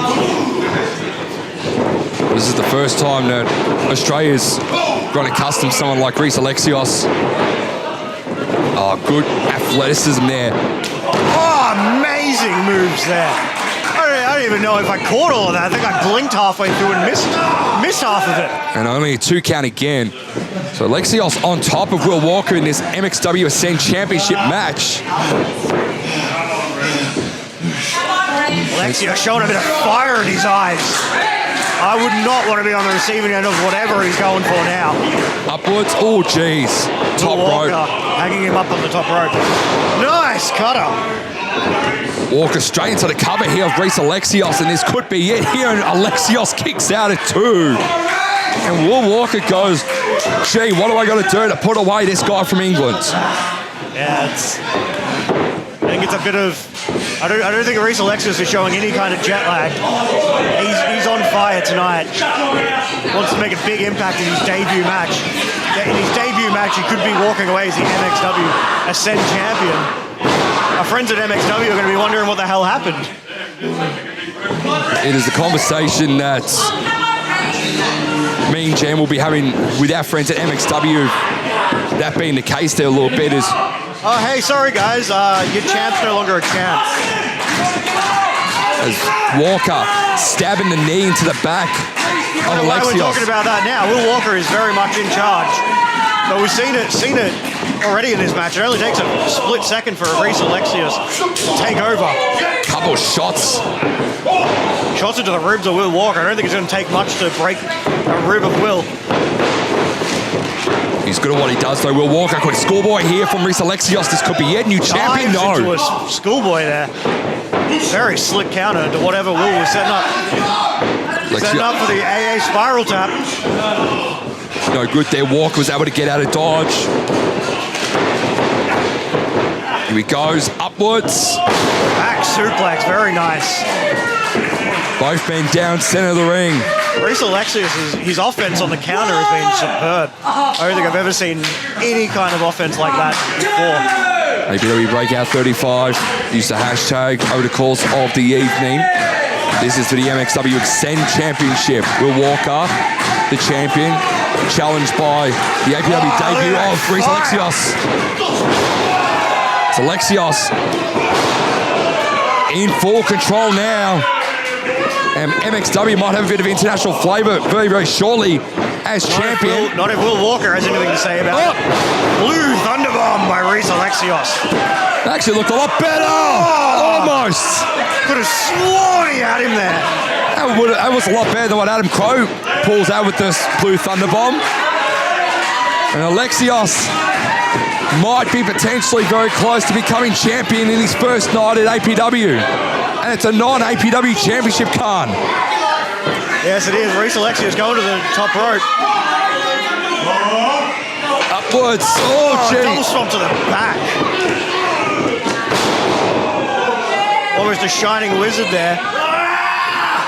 Dragging Walker back to the middle of the ring here. New champion. No. Showing a lot of experience by dragging him into the center of the ring, but still, those few extra seconds might have been just what Walker needed to regain just enough energy to kick out. And Reece Alexios almost became the Ascend champion. Not wasting any time pandering to the fans. Just quickly telling them, I've got this, I'm smart, I know what I'm doing. Here we go. Once again, setting up for the spiral tap. Walker gets out of dodge. Walker's got Alexios up. Oh, it's an F5 by Will Walker. Brock Lesnar, eat your heart out. Quick cover here, and this could be it. Here, no! And Alexios kicks out of that. Superb effort by both men. What a I think match. the ref might have showed a little bit of favoritism there, just like the Ashes to the Australian side. Well, at least we know, at least Alexios gets the victory here this evening. Look, Khan, it's not a moral victory, that's for sure. Yeah, but I think there's no moral victories in wrestling. Alexio still fighting back. Oh, look at it. Oh, jeez, look at that. Nice kick to the top. Here we go. I'm at a loss for words here, Tomo. Back suplex. Still not enough. Still not enough. I believe that wasn't 3. Reese Alexios very close to becoming the new APW Ascent champion here. The third time setting up for the spiral tap. No good again. Oh, jeez. Oh, no. Oh, come on. Low blow by Will Walker. Come Ref on, didn't Will. see it. Come on, Will. Butterfly suplex, almost a DDT. Walker going up top.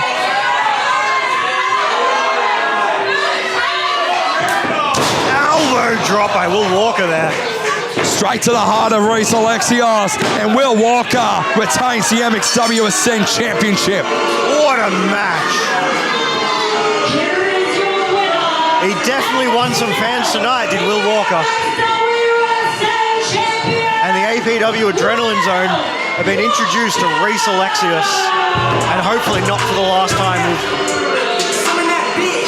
A massive victory for Will Walker, though.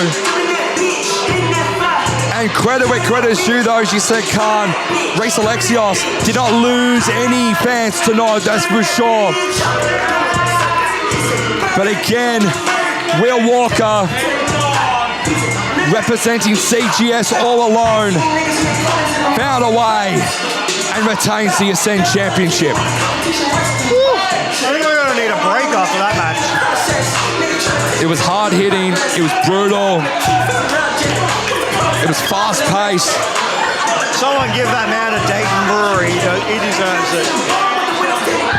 And while you're at it, introduce Reese Alexios to our beautiful sponsors at Dayton Brewery.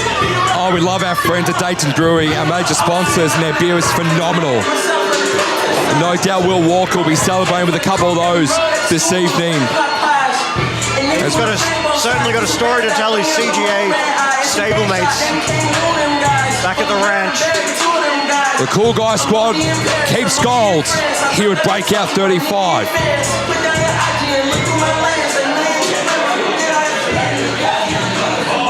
Well, Will Walker retains, huh?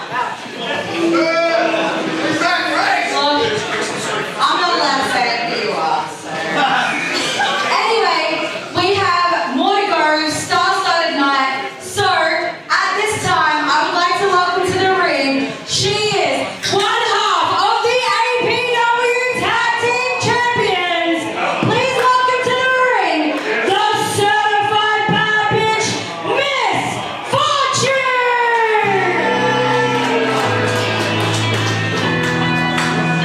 Only half of the tag champs. I believe we were scheduled for a tag match tonight, Tomo. Well, I've been told that Miss Fortune is here, but Skylar Cruz, I think, is on assignment somewhere, from what Miss Fortune told me earlier tonight. Probably still getting her hair fixed after the last show's shenanigans by Sheffield. Well, according to the PR of Influential Fortune, Skylar Cruz is on assignment. That's what I've been told. But Miss Fortune is about to tell us shortly, maybe otherwise. As you know, I don't speak to Miss Fortune that much. I'm blaming Sheffield. But we'll hear from one half of the APW Tag Team Champions in Miss Fortune.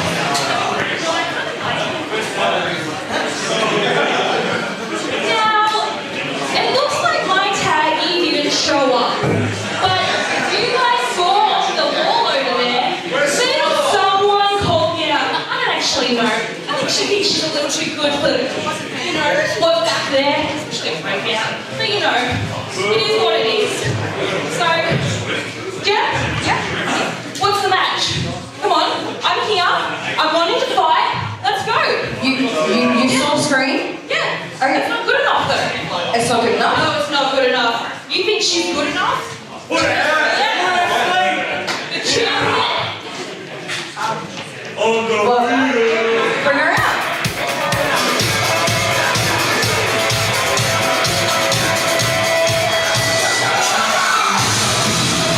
Fortune was mentioning Savannah Rowe, who we saw earlier tonight. And Savannah Rowe, what was she referenced? I think Savannah Rowe's losing her mind. And that's putting it nicely. The has-been Harlequin eyeing off the certified bad bitch in Misfortune.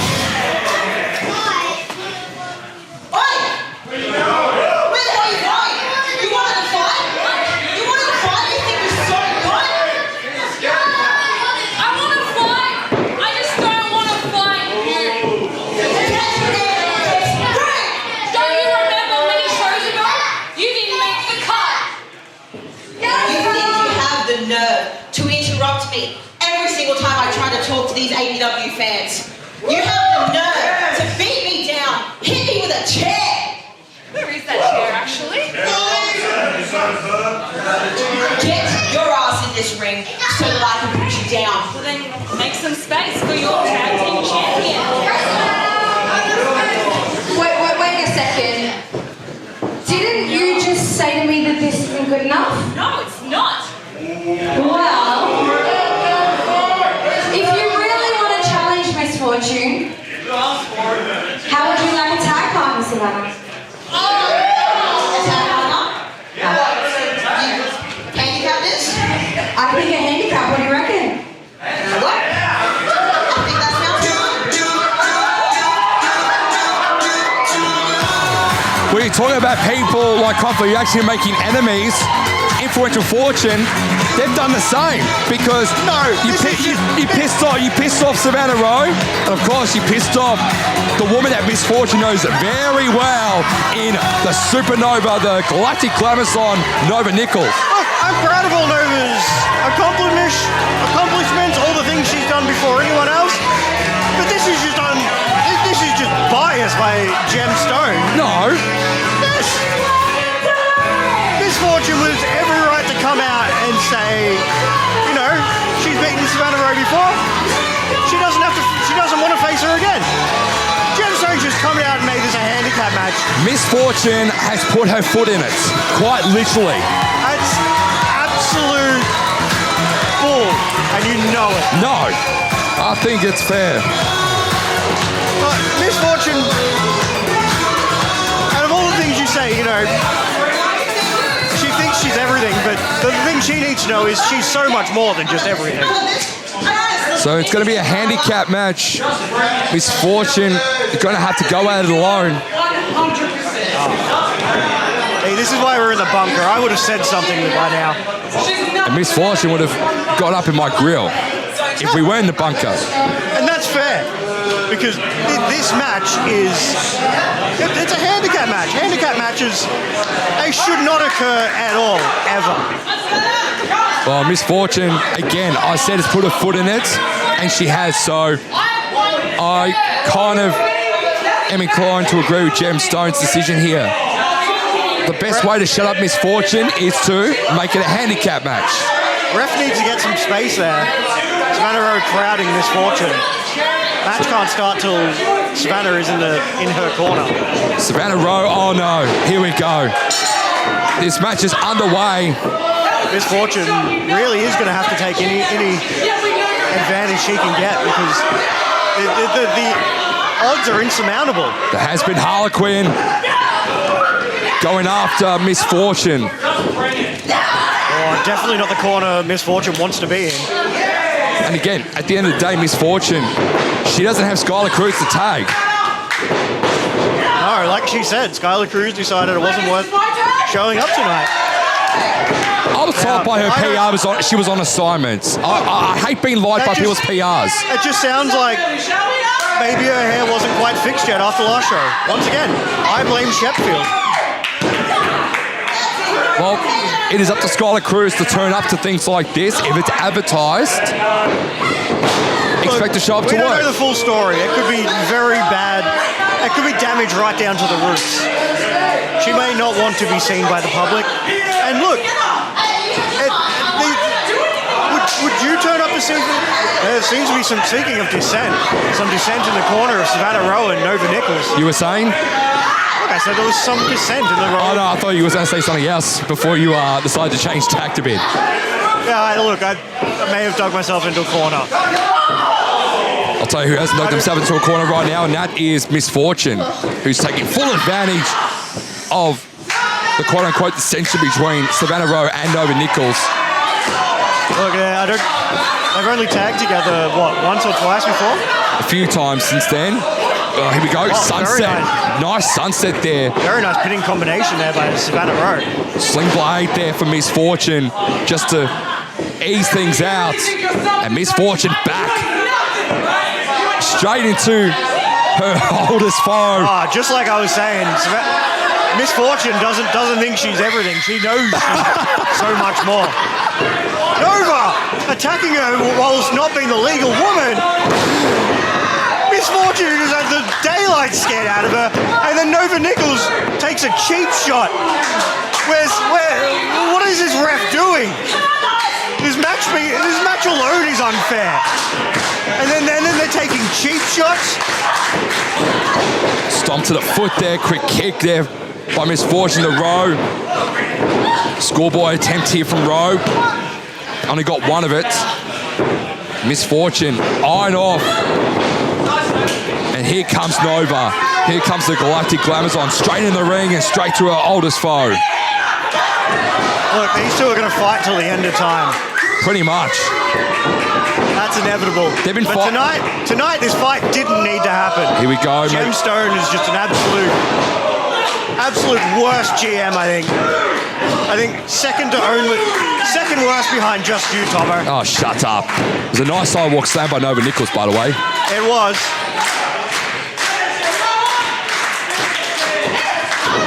It's over. She might be calling for the supernova here to try and end it.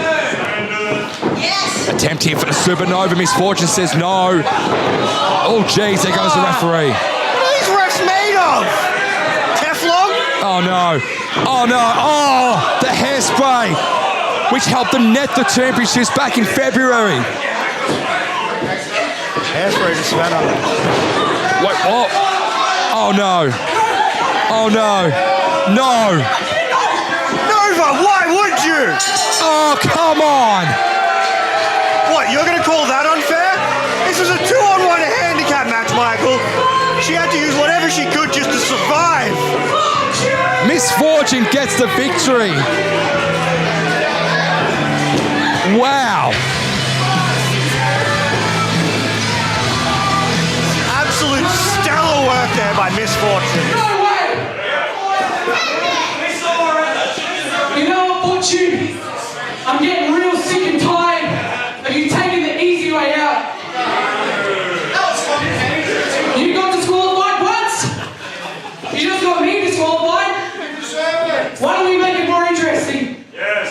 You, me, no disqualifications.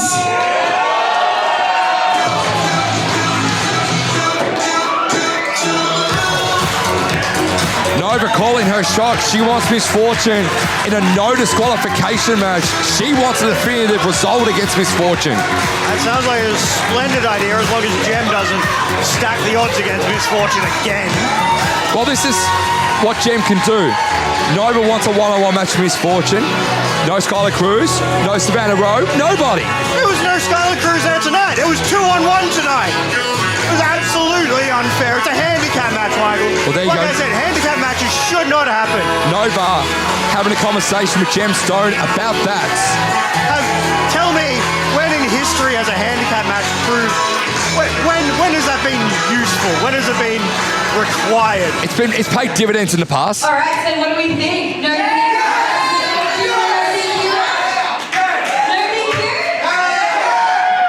I'll be having a chat with Tom on Monday.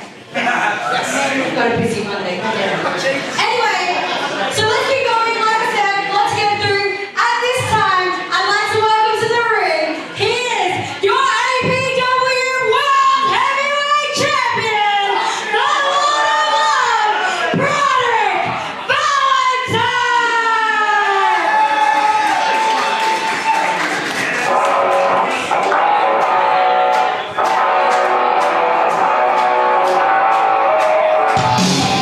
Here's one man who had a very brutal brutal encounter with Kid Valiant at APW Equalizer. And if it wasn't for Jason Crash to make sure it was a fair fight, he would not be the APW World Heavyweight Champion right now, because Kid Valiant was going to swing for the fences with that steel chair, and Jason Crash said no. A little bit of favoritism by Jason Crash, it sounds like. He was trying to protect Broderick Valentine to make it a fair match. He didn't want Kid Valiant to win the world title like that. No. What you're saying is you just didn't want him to win the title. No, I did not say that at all. Don't put words in my mouth. That's all I'm hearing. We'll hear now from the APW World Heavyweight Champion in Broderick Valentine and see what's on the Lord of Love's mind. Usually when we see him out here on a breakout with a mic,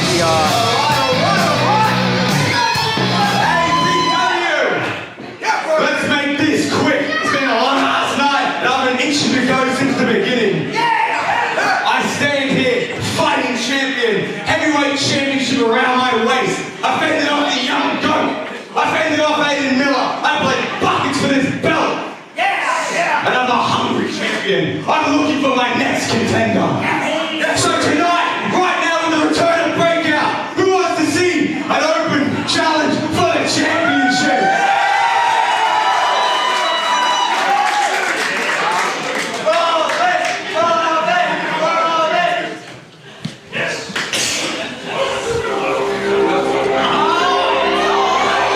No! he wanted a challenge. Here's one of the biggest challenges you can have. Here's the problem with an open challenge. Anyone can step up, even losers. Joel Baitman. Not that he's a loser. Please don't tell him I said that. Joel Baitman, who we saw earlier tonight in a losing effort to John Stop Action. Did you just call him a loser? I said losing effort. I'm pretty sure I heard you calling him a loser. Doesn't look like he's here to compete. No, he's in jeans, he's in his jacket, maybe he's setting up a challenge for the future. So the smash hits. We'll find out shortly what's on his mind as he comes into the ring. Face to face with Broderick Valentine.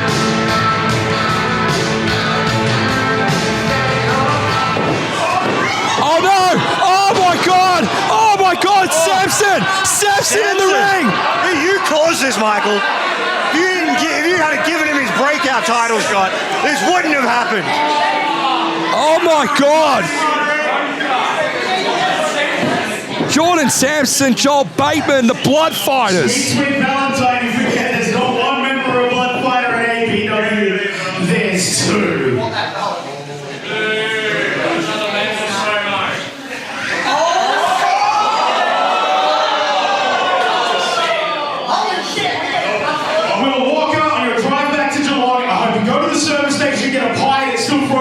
Shut you down.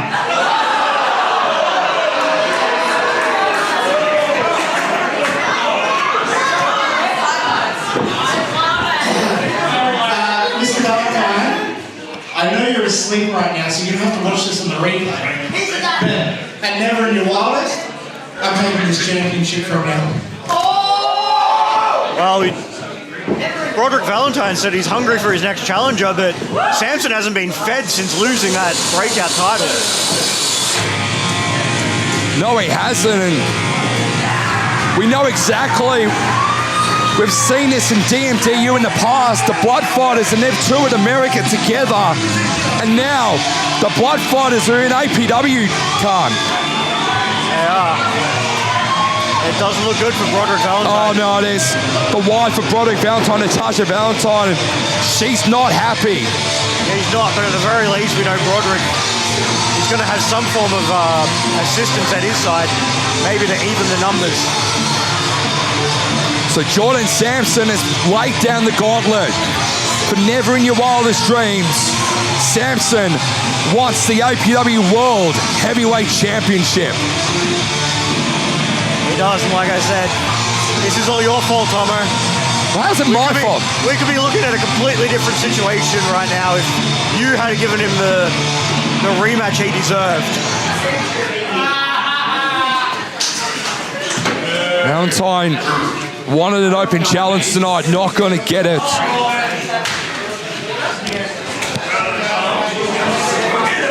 he's looking at the Brick Shithouse as his future opponent. Well, heck. Looks like Blood Fighter have made their statement here at APW, hey? Guys. Alright, I'm just gonna move on from that. As always, all good things must come to an end, which means it is now time for our main event! This match is a singles match scheduled for one fall! Introducing first.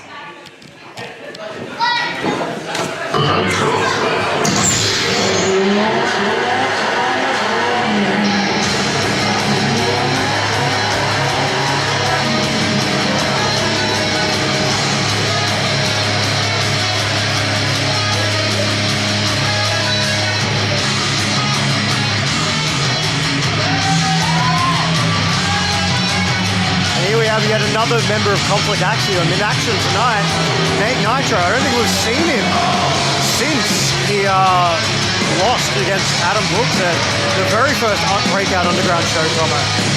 Well, I don't think you've watched IWTV. Nate Nitro made an unscheduled appearance and was absolutely rude to Ryan and I. Yeah, well, you guys probably deserved it. Oh, Nate Nitro. What a guy. What a lucky girl she is.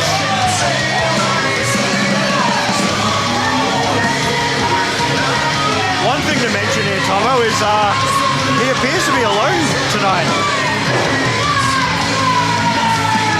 Well, you got to realise too, there's been some cracks in Conflict Axiom over the course of the evening. James Marshall losing to Merte, Merte's debut. The dissension between Som and Chris Law. It's probably best that Nate Nitro comes out here alone because Conflict Axiom have got 21 other issues to deal with backstage right now.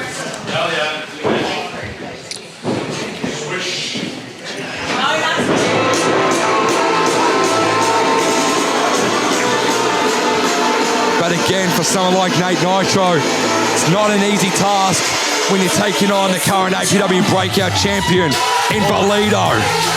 Nate Nitro's last match was against Adam Brooks. An opponent of a caliber well above Valido. Not to say Valido isn't a fantastic opponent. And look, the one thing I appreciate from Valido tonight is he's not coming out looking like a rejected member of My Chemical Romance. Oh, shit.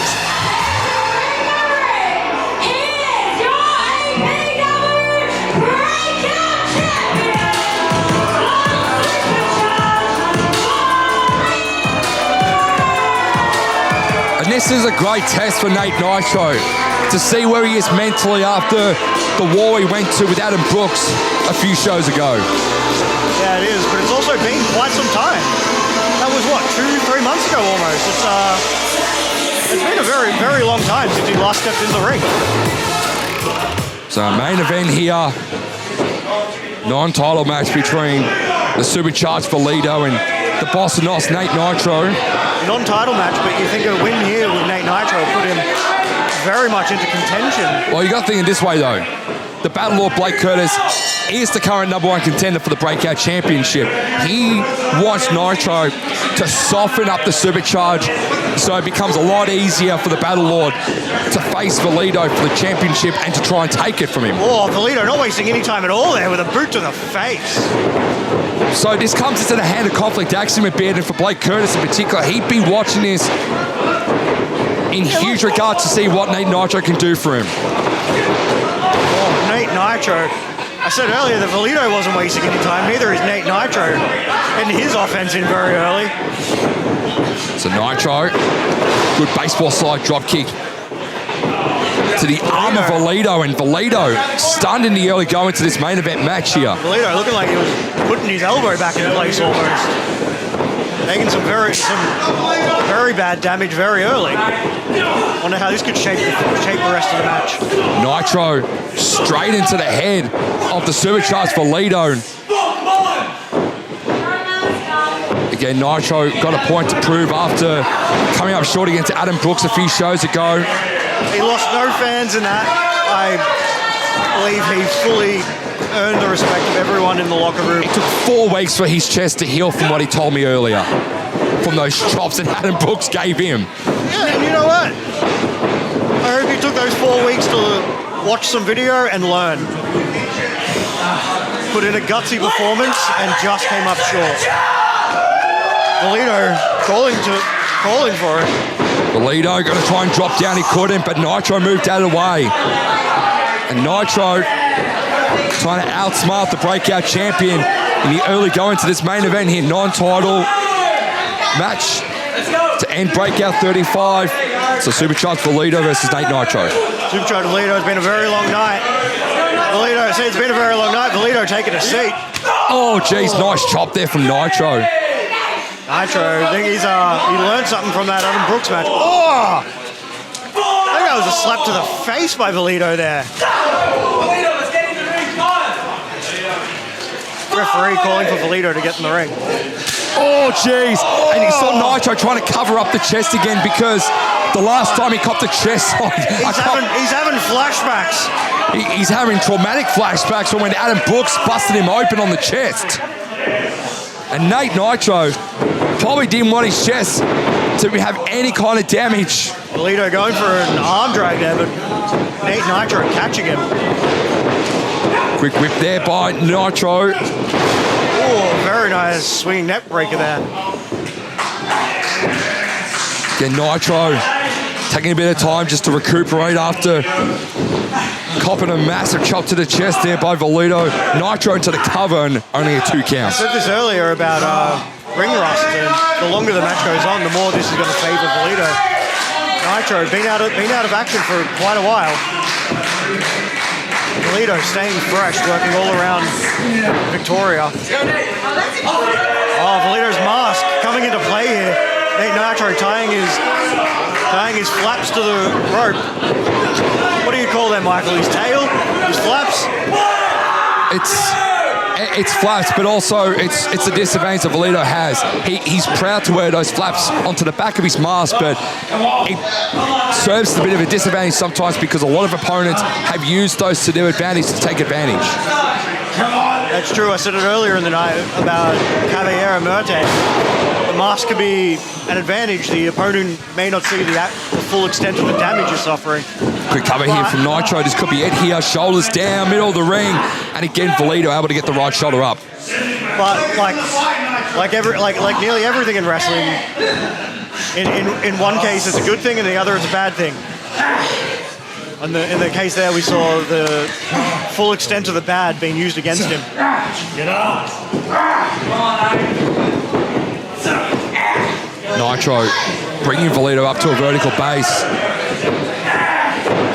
Nitro just grabbing onto the head here of Valido and bringing Valido down to both knees. And here we go. This is what Nitro does best. The Boston Nice loves to just ground his opponents. He does this so well, does Nate Nitro. Slowing the pace down and forcing... Valido has to make an effort to get out of this. He loves to take full advantage of this. All Nitro has to do is hold on. Just like that. Valido's the one that had to expend the energy to stand them both up. Here's Nitro trying to go in for Valido. Valido says no. Again, Valido gets out of dodge again. Inverted atomic drop. Sorry. That's the inverted atomic drop. The first one was a normal atomic drop. Nitro trying to go for the legs there. Slow Valido. One of the easiest ways to slow Valido down is take out the legs. Sharpshooter here for Valido potentially to apply here for Nitro. Nitro might be in a bit of trouble here. Valido turns him around. Can he get him all the way around? He's trying his best. He does now. He gets Nitro in a perfect position, middle of the ring here with the sharpshooter. Sharpshooter applied. Oh no, and speaking of which, I told you, Blake Curtis, keen observer, number 1 contender for the Breakout Championship. Crowd there chanting, big, bold and beautiful for Blake Curtis. I don't think that's what they said. If he had hair, he'd be number 1 in APW. Oh no, look at Nitro trying to use the ropes to his advantage. Ref didn't see it, it's all fair. And now Valido's got to be careful here because he's got a 2-on-1 disadvantage. Blake Curtis circling the outside like a shark. Just out to give some emotional support. We haven't seen him do anything yet. Keyword there, Khan. Yet. Look, he just wants to remind the fans, big, bold, and beautiful. I think it's our #1 trend on X at the moment. I disagree. Big, bold, and beautiful. I don't think that's what they said on X. And speaking of which, you better be tweeting your thoughts on Blake Curtis on X by using the hashtag APW Breakout 35. It's so weird saying X instead of Twitter now. So yeah, weird. I mean, you still type in Twitter, it still comes up. Both men down, center of the ring as, again, Curtis circling the ring like a shark. Come on, mate, get up. He's just standing there, menacingly. Nitro and Valido trading shots. As an old broadcast colleague of mine would say, going tit for tat here. There's some slaps coming into him, some chops. Once again, Nitro. I don't know who seems to be getting the better of it. Once again, Nitro must be having flashbacks to that time he faced at Brooksy. And again, Nitro might be going away with welts on his chest again, Khan. He just might. Both men down. Both went down again. They met each other center of the ring, both thinking the exact same thing. And we'll see which one of these men can get back to their vertical base first. Did you see that? I'm pretty sure I just saw Valido tap. He wants none of what Nitro's got right now. You saw it, ref, he was tapping. Oh, shut up. These refs have got. They miss the obvious things. They allow cheats to happen. What have you got against my referees? They need to do better. I think Conflict actually need to be better. Blake Curtis giving some words of encouragement there to Nate Nitro. Here's a couple of left jabs here from Valido. Nice uppercut there from Nitro. Finds the turnbuckle for the breakout champion. Nitro looking for it. Step up into Gooey. Hit beautifully. Stuns Valido again. And the boss of Nos is taking full advantage. Very nice there by Nate Nitro. And Nitro again. Was the feeling pain. 100 shot he just hit him with. I think damage is starting to take a toll on Nitro though because he's finished opponents with that move before. Not able to get the cover immediately, and it might have been just enough for Valido to recover. And it would have been from the 100 shot that really squared Valido, but again, Nitro felt a lot of pain in the thigh area. Just couldn't get himself. Oh, here we go. Trying to go for the armbar. Something he's put a lot of opponents away with. Valido in pain. And the last thing Valido wants to do is again lose to another member of Conflict Axiom. That'll put 2 targets on his back. He's already got 1. He's already got Blake Curtis in the future. Imagine if that's becomes a triple. Ref! He's holding the ropes and kicking him in the face. Ref Nate Dogg's giving the count. Quick cover here and straighten the rope. Oh, the first good thing he's done all night. Valido blatant kicks to the face there. I don't know if that's allowed. Ref Nate Dogg is one of our senior officials. It's not cricket. It is coming up, by the way.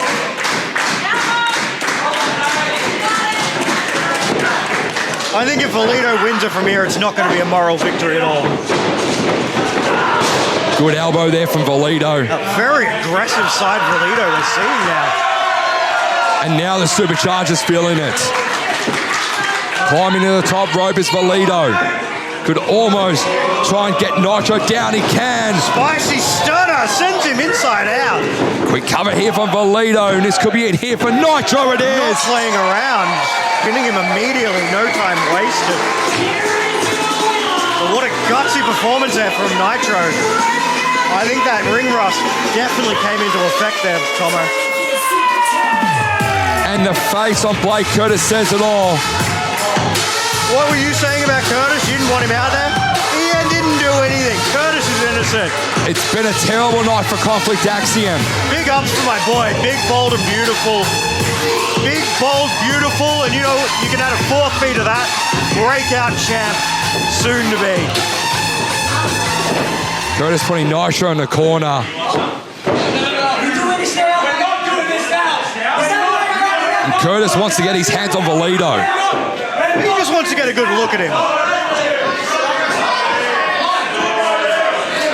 And that's what Curtis wants. He wants the Breakout Championship. Around the shoulder of Blake Curtis. Big, bold, beautiful breakout.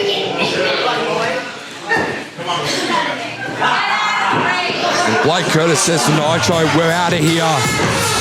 Valido stands tall. You disparaged Curtis all night, and he did nothing wrong.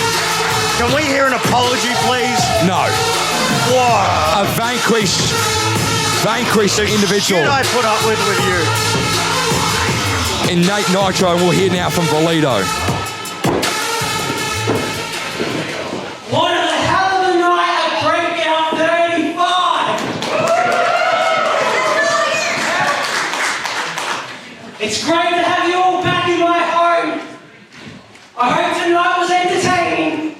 And Blake Curtis, I am waiting!